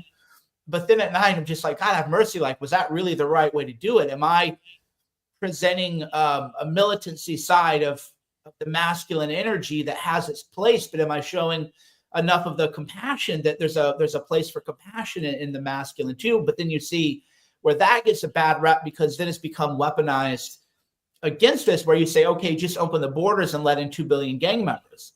Okay, well that really isn't true. So I think that as people are awakening spiritually, I can just say for myself that in my case, I'm at peace with spiritual tension and spiritual even confusion, if you will, where you do have to hold your ground and you do have to draw boundaries. And when demons are trying to deceive people, you do have to say something, right? When people like David French and all these other people come in the name of God to deceive people, you call them wicked deceiver, you demonic deceiver, you Luciferian fork-tongued snake. We see you, right? You have to say that. But it's okay to say, am I showing compassion too, though? Am I showing love too? Am I showing concern for the poor? Am I showing that side too? Because otherwise, are you just wrapping up militancy in a Christian cloth? So maybe you're not deceiving the way the Frenches are, and a lot of these evangelicals are, who are defending Brian Auten. There's a whole movement within the evangelical and Baptist movement to defend the Russiagate hoaxers and the people who covered up for Hunter Biden. Megan Basham does a great job of handling that. So in many cases, I don't know if you've had her on your show, but her work is just really remarkable in exposing the fake. I mean, I call them fake Christians. That's probably too far for a lot of people. A lot of people get offended by that term, but I would just say that as we remember Christ dying on the cross, it's a good time to ask, without me, this is coming from me, so I'm not saying anybody be weak. Don't be a deceiver. Don't fall for the weaponized empathy. Don't do that. But it is good to ask if we're showing a little humility, if we're showing a little compassion, if our own hearts are being transformed too throughout the process of this weekend. I am an optimist, very silver linings kind of guy, glass half full. Just to buttress the point that God ain't done with us yet. A new article published an hour ago, New York Post. Young people are converting to Catholicism in mass, driven by pandemic, internet, and lax alternatives. I don't want to really start a denominational battle here, all right? But young people not only converting to Christianity, but also young men in particular being more grounded, more based, more right-wing than their 75-year-old grandfathers. I see positive trends. I see nation-saving trends if we can keep them up, Mike. And that gives me a lot of hope. I mean, it gives me hope that God's not done with us yet. That's all I'm saying here to say. Well, it's a rejection too, because remember too, the paganism's on the rise too. I always tell people, if you're a conservative and you want to understand the culture, go into the Target and go in the book section of Target. And bro. Right? Bro. Right? Yeah. That's a field trip. Oh man. Yeah, you want to see Satanism and you want to see like an actual like satanic church for children? Go into Pottery Barn and like look at the books that they have there. Right. It's truly hedonistic. It's blasphemous. And they're like being sold under the guise of like Pottery Barn, Target. Yeah, man. No, it is truly darkness. And but man, I'm telling you, especially on Good Friday, it's good to have positive signs. I feel like we've been through a couple of years, Mike, where there was just really nothing positive happening. And it's nice to see it. And so we're going to be a show that that drives the stake into the ground and does our best. Well, the issue, the reason I bring up the paganism is the spiritual. This is something that I had to learn, and the spiritual timeline is just different. Man's timeline is often very animalistic, or we think in terms of the next election or our next meal or the next workout we go to or the next dollar that we make. The spiritual world is infinite, right? Which is again why I don't want to sound pessimistic, because I'm not. But I've accepted that the demons are on a longer timeline than we are. God is on a longer timeline than we are. And that one way that we can transform our own hearts and also act with more courage and virtue is realizing the timeline is longer. Because there are so many times in my life where I was like bummed and faded, like this is the end and I'm ruined and I can't believe this. And then years later, I see that, no, I ended up great. And that was all panic over nothing. But then I find it happening to me again, man, at 47, right? Just over nothing too. And problems that I wish I'd have had when I was 25, right? At 25, it's like, oh, I wish that I would get ripped off in a business deal where I end up with like this level of whatever, right? You're just, what a great problem that would be. So I'm always just kind of zooming out and reminding myself, this is your ego. This is man's timeline. God's timeline is much longer. Live with courage, live with virtue, live with humility. Good luck. Good luck with that, but try. And God is going to even it out. God is going to even it out at the end. And in the end, we win, right? There you go. Yeah. Mike, it's we'll leave it at that, man. That's a perfect message. That's a perfect message of on this Good Friday. I hope to share a good cigar with you one of these days in your cigar club. I'll be in California next month, so maybe we'll do it then. We'll definitely get together then. Everyone who go follow Cernovich, you probably already are. He's got 1.5 million followers on X, and it's just an account that is dripping with wisdom and honesty, truth and light. We need a lot more of that. Godspeed, Cerno. Thanks, Benny.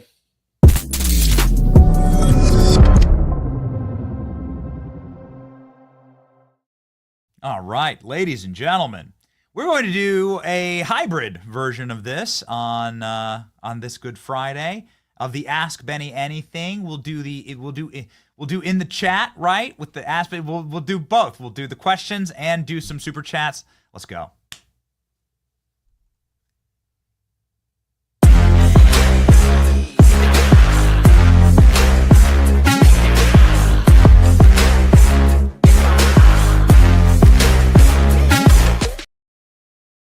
Okay. High energy. All right. From Shauna Teagarden. Is there anybody in particular that made you nervous during an interview? If so, how did you overcome it? I've always thought how exciting it would be to be a YouTuber, but my anxiety would be through the roof, just filming. Actually, Shauna, there has been one interview that has made me nervous. and it's ironic that you asked this today. We interviewed Jim Caviezel, and he played Christ in The Passion of the Christ, a movie that I encourage you to watch today, please. Maybe not in front of your children. It is definitely every bit of an R-rated movie, but we interviewed Jim Caviezel, and I was like, man, this guy is pretty profound, and his work is something that really affected me. And here's a clip of that interview. Why not? It's a perfect time to play it. Let's load it up. Talk about a miracle, man. The making of the Passion of the Christ is quite a story. Here's our interview with Jim Caviezel. It happened about a year ago, approximately. And I hope it didn't come off as me being nervous. I try not to be nervous.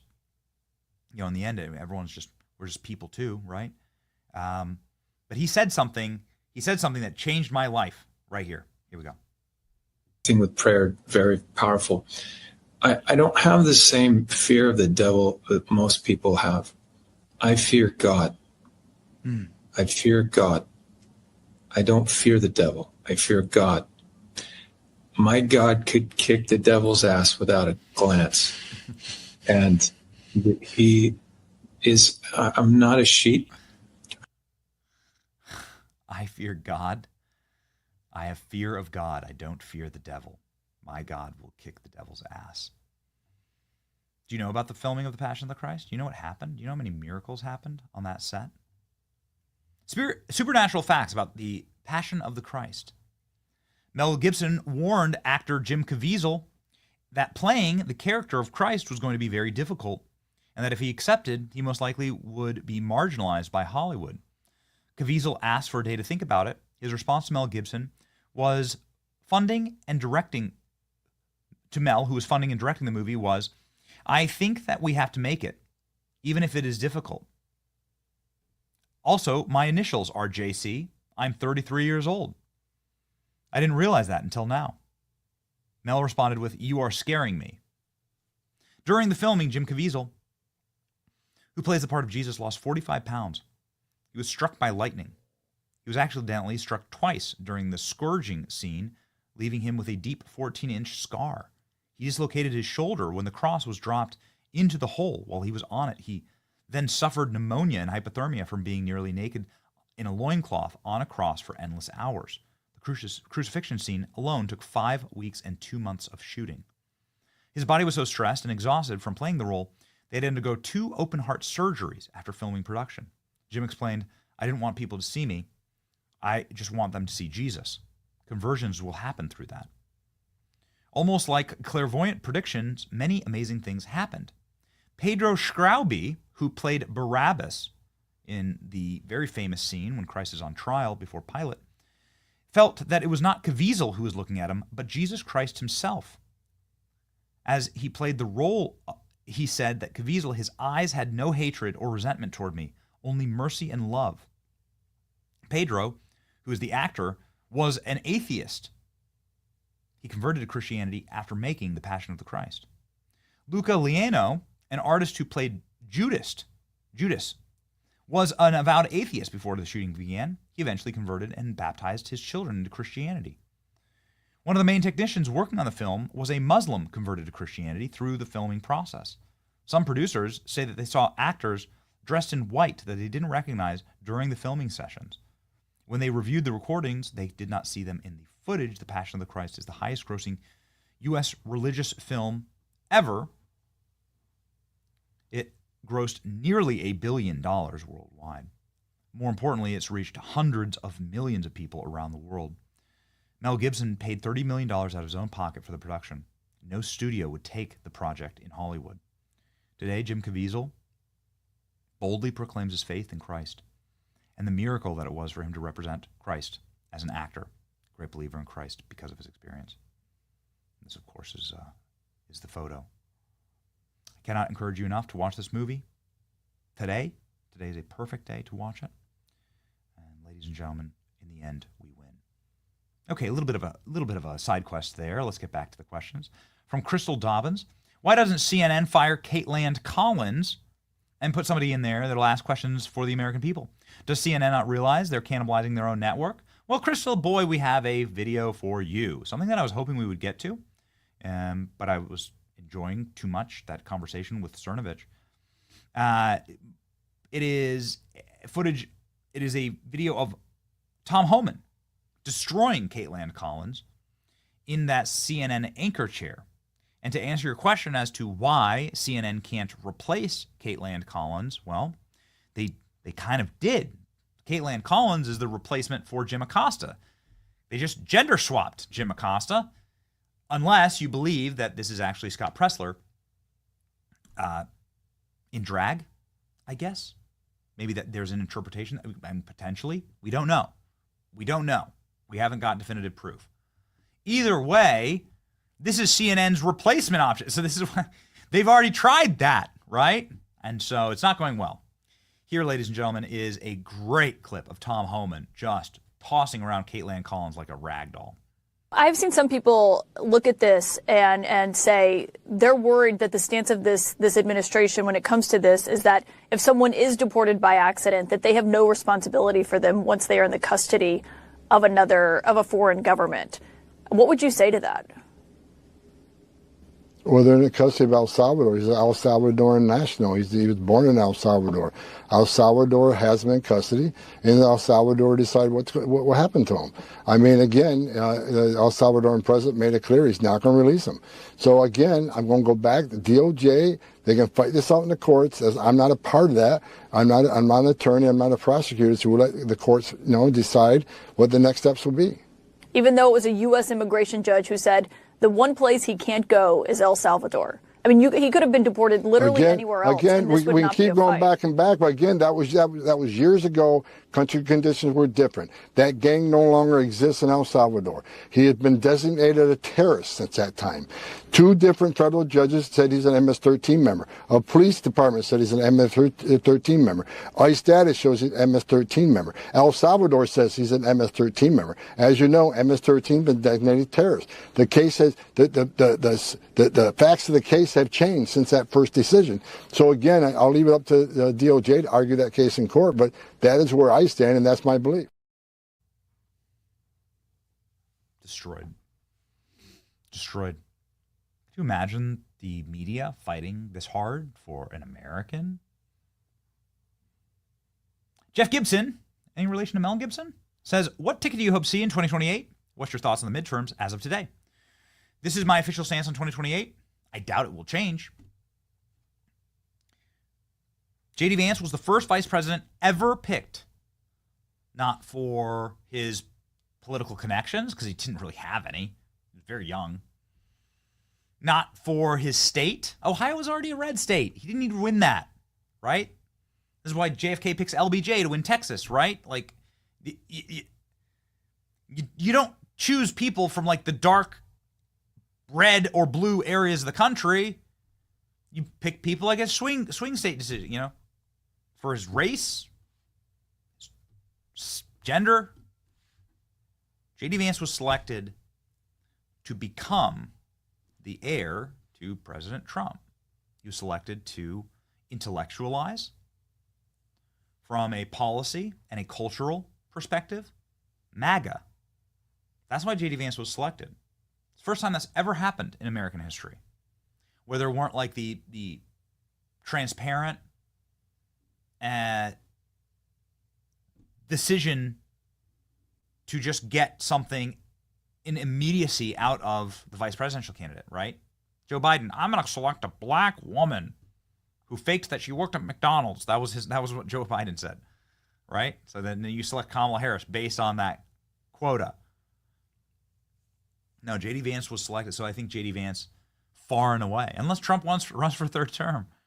There's new polling out saying that a ton of Americans want Trump to run for a third term. Trump's up 4 points in today's polling from Rasmussen. I know that we reposted that. I don't know if we can grab that. It's on the timeline. Our friend Mark Mitchell. Donald Trump up 4 points. Donald Trump more popular today than he was on the day he was inaugurated 3 months ago. So what does that say? Exactly. Can President Trump be president again? I see no reason constitutionally that he couldn't run as J.D. Vance's vice president, because the 22nd Amendment says you cannot be elected twice. Donald Trump was elected twice. We would argue 3 times. And here, ladies and gentlemen, is Donald Trump's new approval. Thank you, Jeff Gibson, for that question. Now, you asked for a ticket, Jeff. Boy, let me know in the comment section. Who do you want? Who would you see as a vice president for J.D. Vance? I'll tell you what I believe. Vance Trump. Why not? There is no stipulation that says that Trump couldn't be J.D. Vance's vice president, and that same cabinet and that same energy could still run. Donald Trump would be old. Donald Trump will be 82 approximately. Donald Trump is 78 right now. So Donald Trump would be in his 80s. He would be old. Maybe it would be time for him to sit back, and chill at one observatory circle. There's nothing stopping Trump from being in the executive for the next 8 years, 12 years. Run as J.D. Vance's vice president again. J.D. Vance resigns, Trump becomes president. I don't know. I think you could do Trump Vance again. Doesn't show a lot of creativity, but I think it's awesome. Maybe that should happen. What's happening in the cabinet right now with President Trump is a audition to be J.D. Vance's vice president. That's, I think, what's happening with this cabinet. So we'll see. Thank you for the question, Jeff. Let's grab 1 or 2 super chats here, shall we? Wasting away in Margaritaville from Anthony Craig. Well, that's one way to spend Good Friday. Mike Cernovich talking about sobriety, and man, I feel him on that. Feel a lot better not drinking. My drinking from like year over year, my drinking's probably cut down like 95% year over year for the last 4 years. 95%. I used to be an absolute degenerate alcoholic. And praise Christ that it's been healed.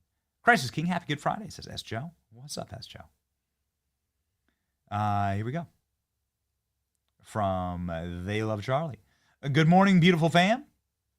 Happy good Jesus gave his life day. We the people stand together. Good morning, Benny Crew. That's one way to say it, I suppose. Not technically. Technically correct, right? It's pronounced Waukesha. Waukesha. Everybody is so angry at my pronunciation, and I apologize. I'm not trying to mispronounce things. I am just a yokel. I'm just a redneck. I'm trailer trash from Iowa. Okay, can we just explain that? Can I explain that? I'm trailer trash from Iowa. Do you understand? I was raised in like a trailer park. I was raised in a field. I went to community college. So cut me a break. Anyway, it is what it is. Okay, don't be a hater. All right, all right, here we go. Shauna Thompson, with a heartwarming story here. Heartbreaking story. I think we should correct that. My daughter's being stolen from me. Caretaker, family court after cancer. Standing is being set by the judge. They're jabbing her. Please pray. We will pray. Everybody pray for Shauna, please. Lord Christ Jesus, please help Shauna in her fight against evil and the restoration of her family. Here we go. In case you haven't heard, Austin Metcalf's parents were swatted. It was on Fox News. That's exactly right. It's a terrible time to be alive. We spent the entire show talking about evil and conquering evil.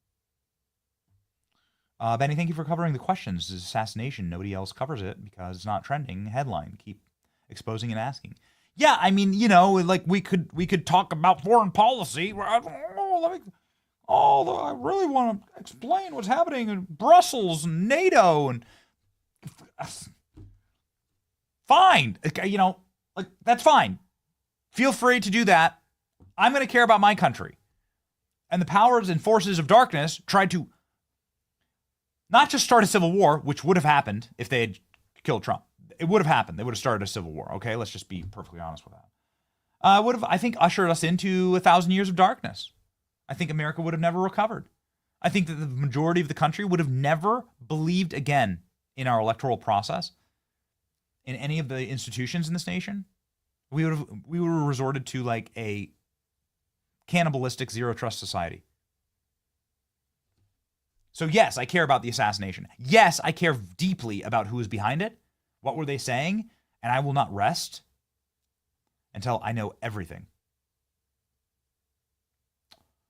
Well, ladies and gentlemen, here we go. Keep shouting it from the rooftops. Much love to you and your team and your sweet family, says Lisa Sapino. God bless you, Lisa. Thank you.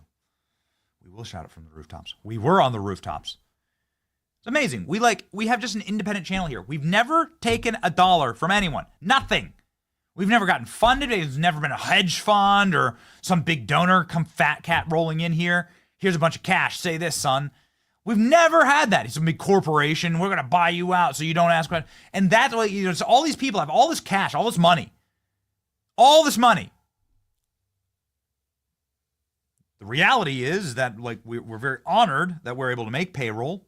Some months is tough. This is what it is. Not asking for anybody's sympathy. I'm just saying that's just the reality of running a small business and being an entrepreneur. We've never taken a dollar from anyone. Never. Bootstrap all of it, all the channels, everything ourselves. And through, of course, the providence of the hand of God. What am I saying then? All these reporters and all these network people who have billions of dollars at their backs, right? These are billion-dollar industries.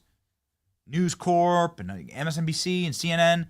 They have all this money. They're publicly traded. They have every resource in the world. They weren't on the roof when Trump got shot in Butler. We were the only reporter on the roof. We're the only reporter that went up on the roof, laid in the blood.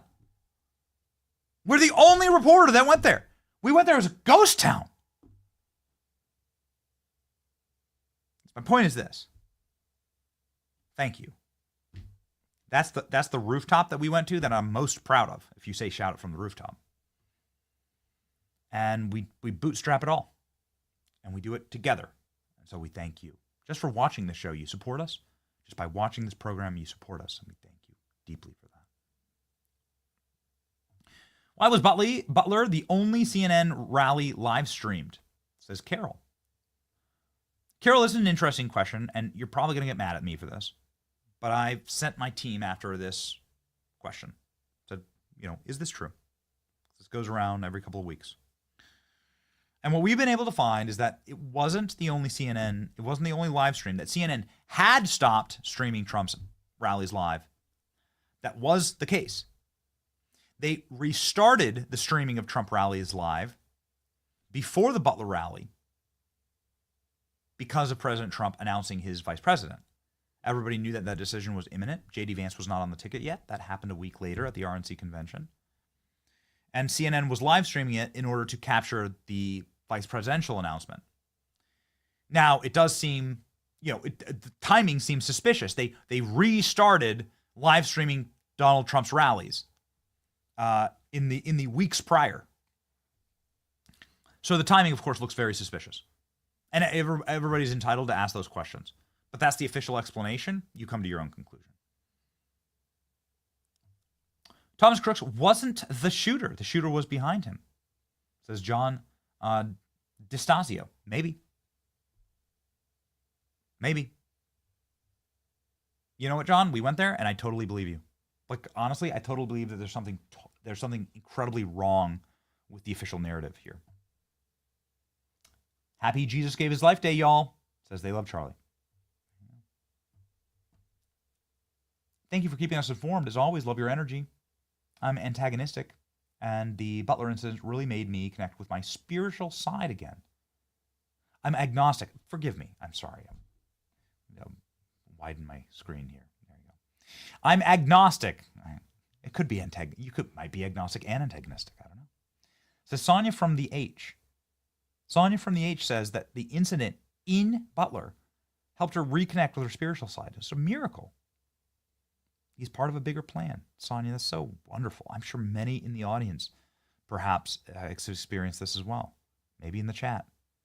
Let me know in the chat if after witnessing this miracle that you also reconnected with your Lord and Savior. That even if you had never abandoned your faith, did you feel something deeper? Did you feel did you feel a more peaceful and more confident spiritual energy in your life, I think millions, if not billions, have as well. Say Jesus is Lord. I use all my crypto gains, donate to them to show this. God bless you, Benny Johnson, and product and production. Thank you, Prophet Bar. Thank you very much. I kind of tell you how much we appreciate it.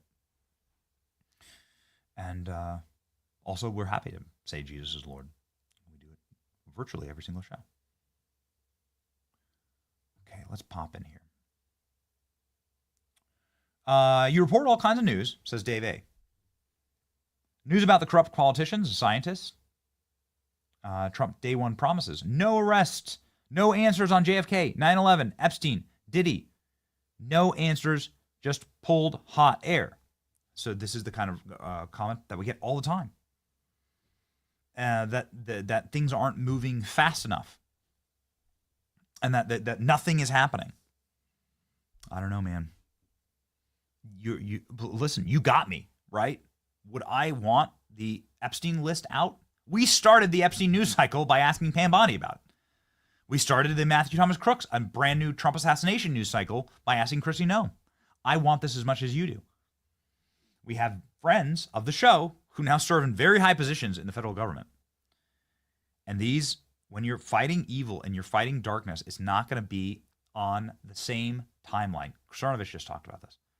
There's a different timeline that is far more esoteric when it comes to the reveal of this darkness. And may I add something, that unified darkness has controlled our federal government for the better part of the last 40, 50 years. I would argue since JFK was killed, there was like this pall. Can you even believe that? Was anybody really elected after JFK was killed? Did our government cease to exist? Did our republic collapse and crumble in that moment? When the deep state got its vengeance? They've been in control of all of this evidence. And do you think that they just let guilty evidence sit there in a file waiting to be found by the right administration? I think it's going to be more of a mosaic and a constellation that's going to need to be put together. Do I want people in prison? Yes. Am I really excited about what's happening with Letitia James, for instance? Yes. One powerful person in jail. Do one powerful person in handcuffs. That's what must happen. One powerful person needs to be put in prison. And then we can begin the healing, please. But I understand your frustration. I really do. I really do. I want it. And it's why we ask. We're constantly asking. Democrats aggressively harm and arrest us. Why isn't our side aggressively pursuing known crimes that they commit? Letitia James. Open and shut case. Well, I think they are openly pursuing Letitia James. We've devoted 2 shows to that this week. And that wouldn't have been written. Pulte at the Housing Authority wouldn't have written that report unless he knew that this would send a message. It does send a message.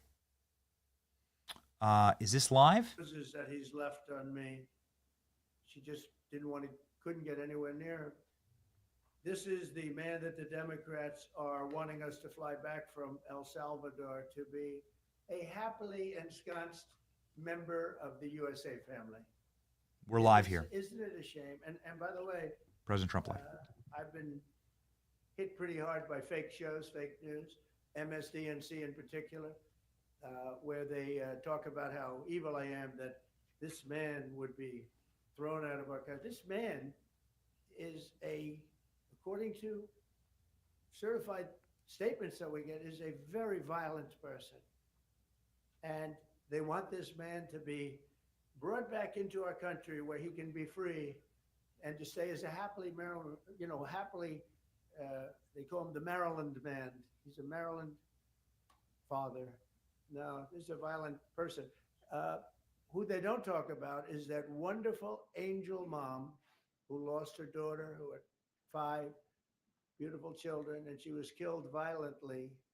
And, she spoke, and she spoke unbelievably. I saw And the fake news didn't pick it up. She spoke.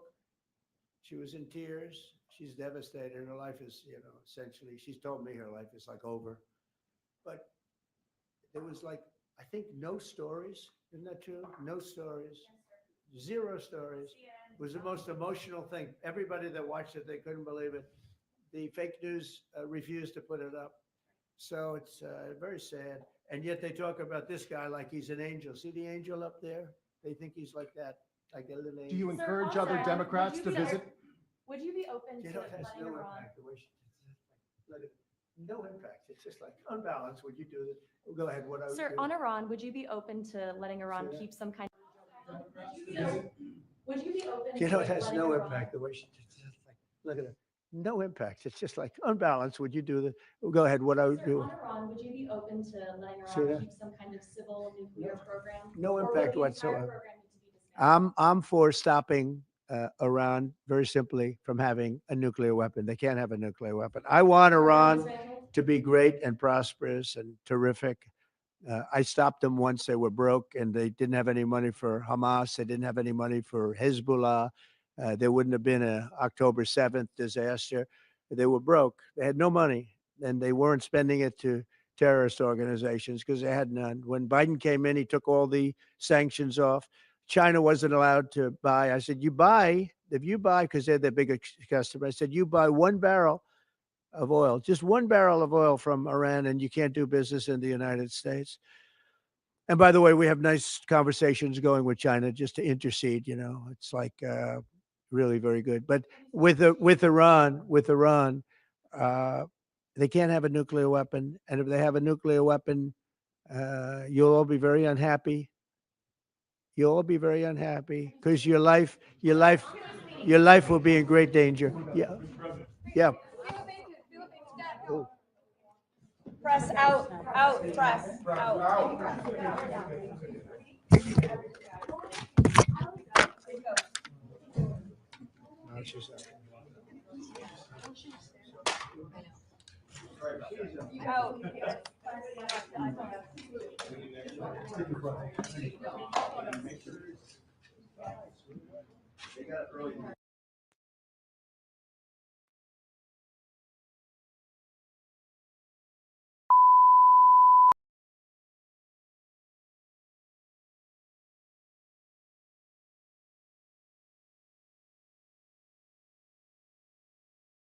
To see you, Ms. James. Thanks for joining us.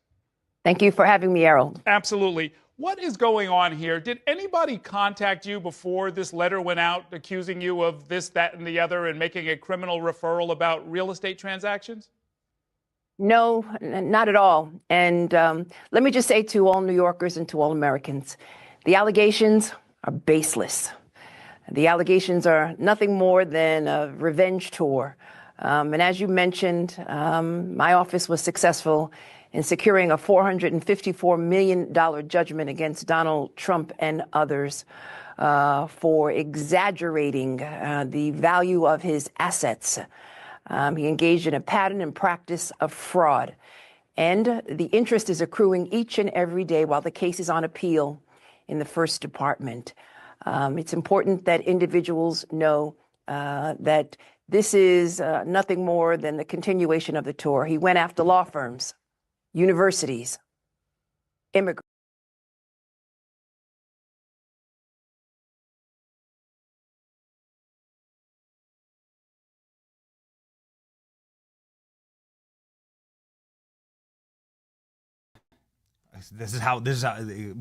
We apologize, ladies and gentlemen. We were doing a quick technical test as the president's on. So the president was live.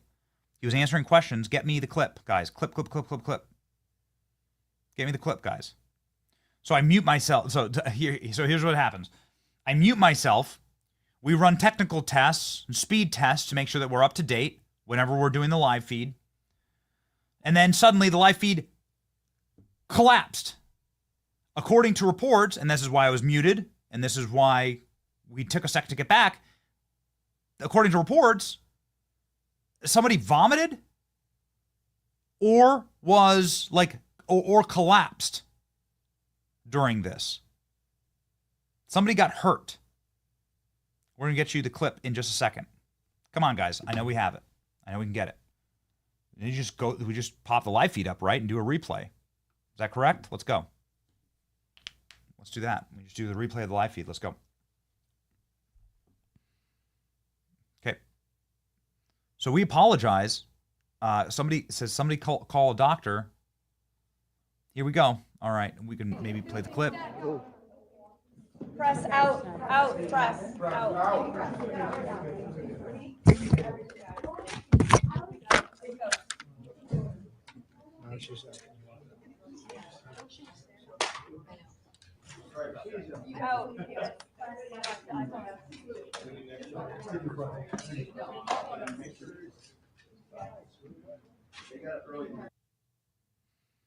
So that's the clip.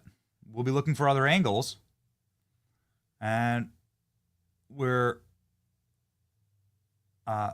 okay, so this shows the angle. Okay, let's play this. Pop this up, please. Press out, everybody out.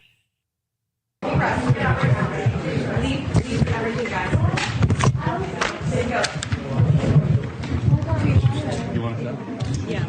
We don't know what's going on there. The press is being ushered out of the room. Obviously, you can see that there was some situation that might have unfolded. It might have been medical. I can't conjecture because we didn't see. But at this point, the question and answer session has concluded. And as the president said, he covered a lot of topics like Ukraine. He covered the...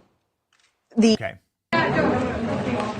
Press out, everybody out. Let's talk through this. Not trying to shame anybody, but if anybody's, if anybody was concerned about this being President Trump or anything, it looks like there is a sick child.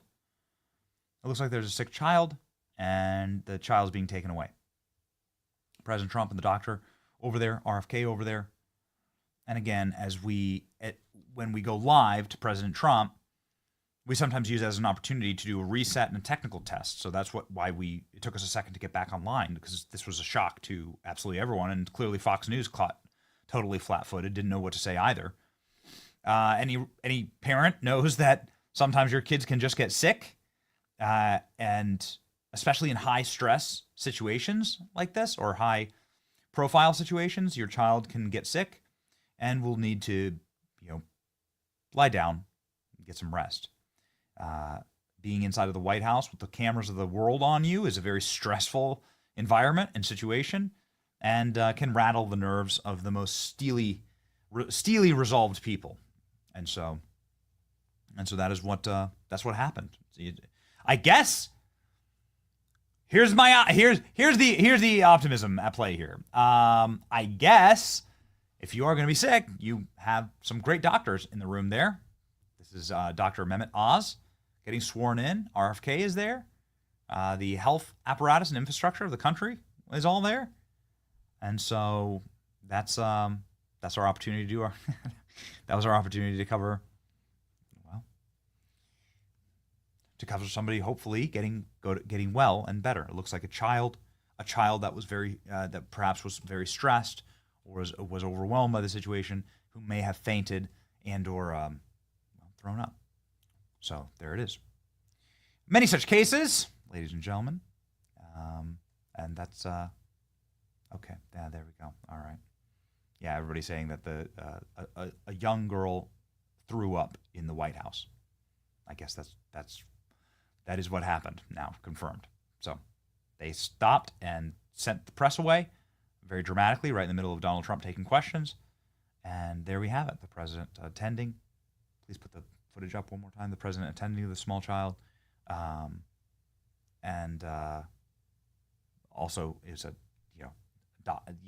plenty of doctors in the room. So we hope for the best. Ladies and gentlemen, we don't have to hope when it comes to the promise of Christ. We know.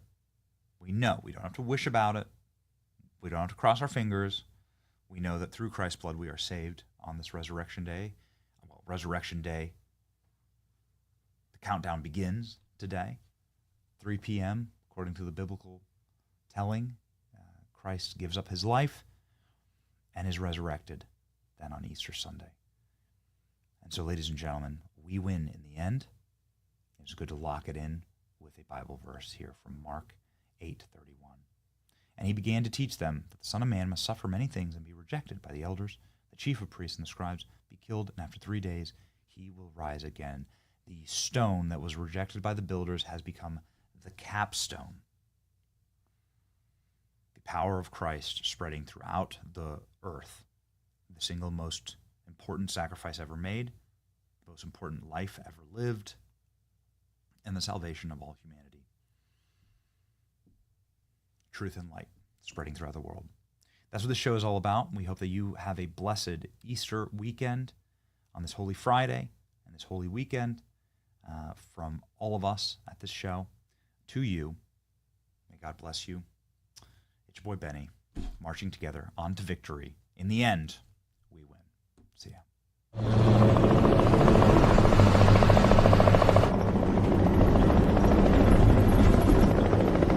What the hell is that? Listen, we need backup. We've got company. Whoa, they're spicy today.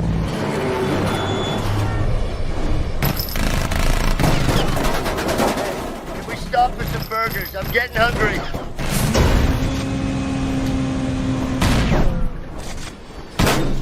We can still hold a rally today, right? I didn't sign up for this.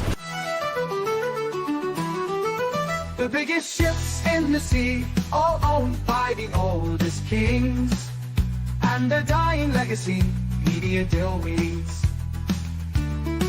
Soon will the Benny Show come to mind. The salt from lives for fun. Leave the gold and bring the gun. We sail for #1.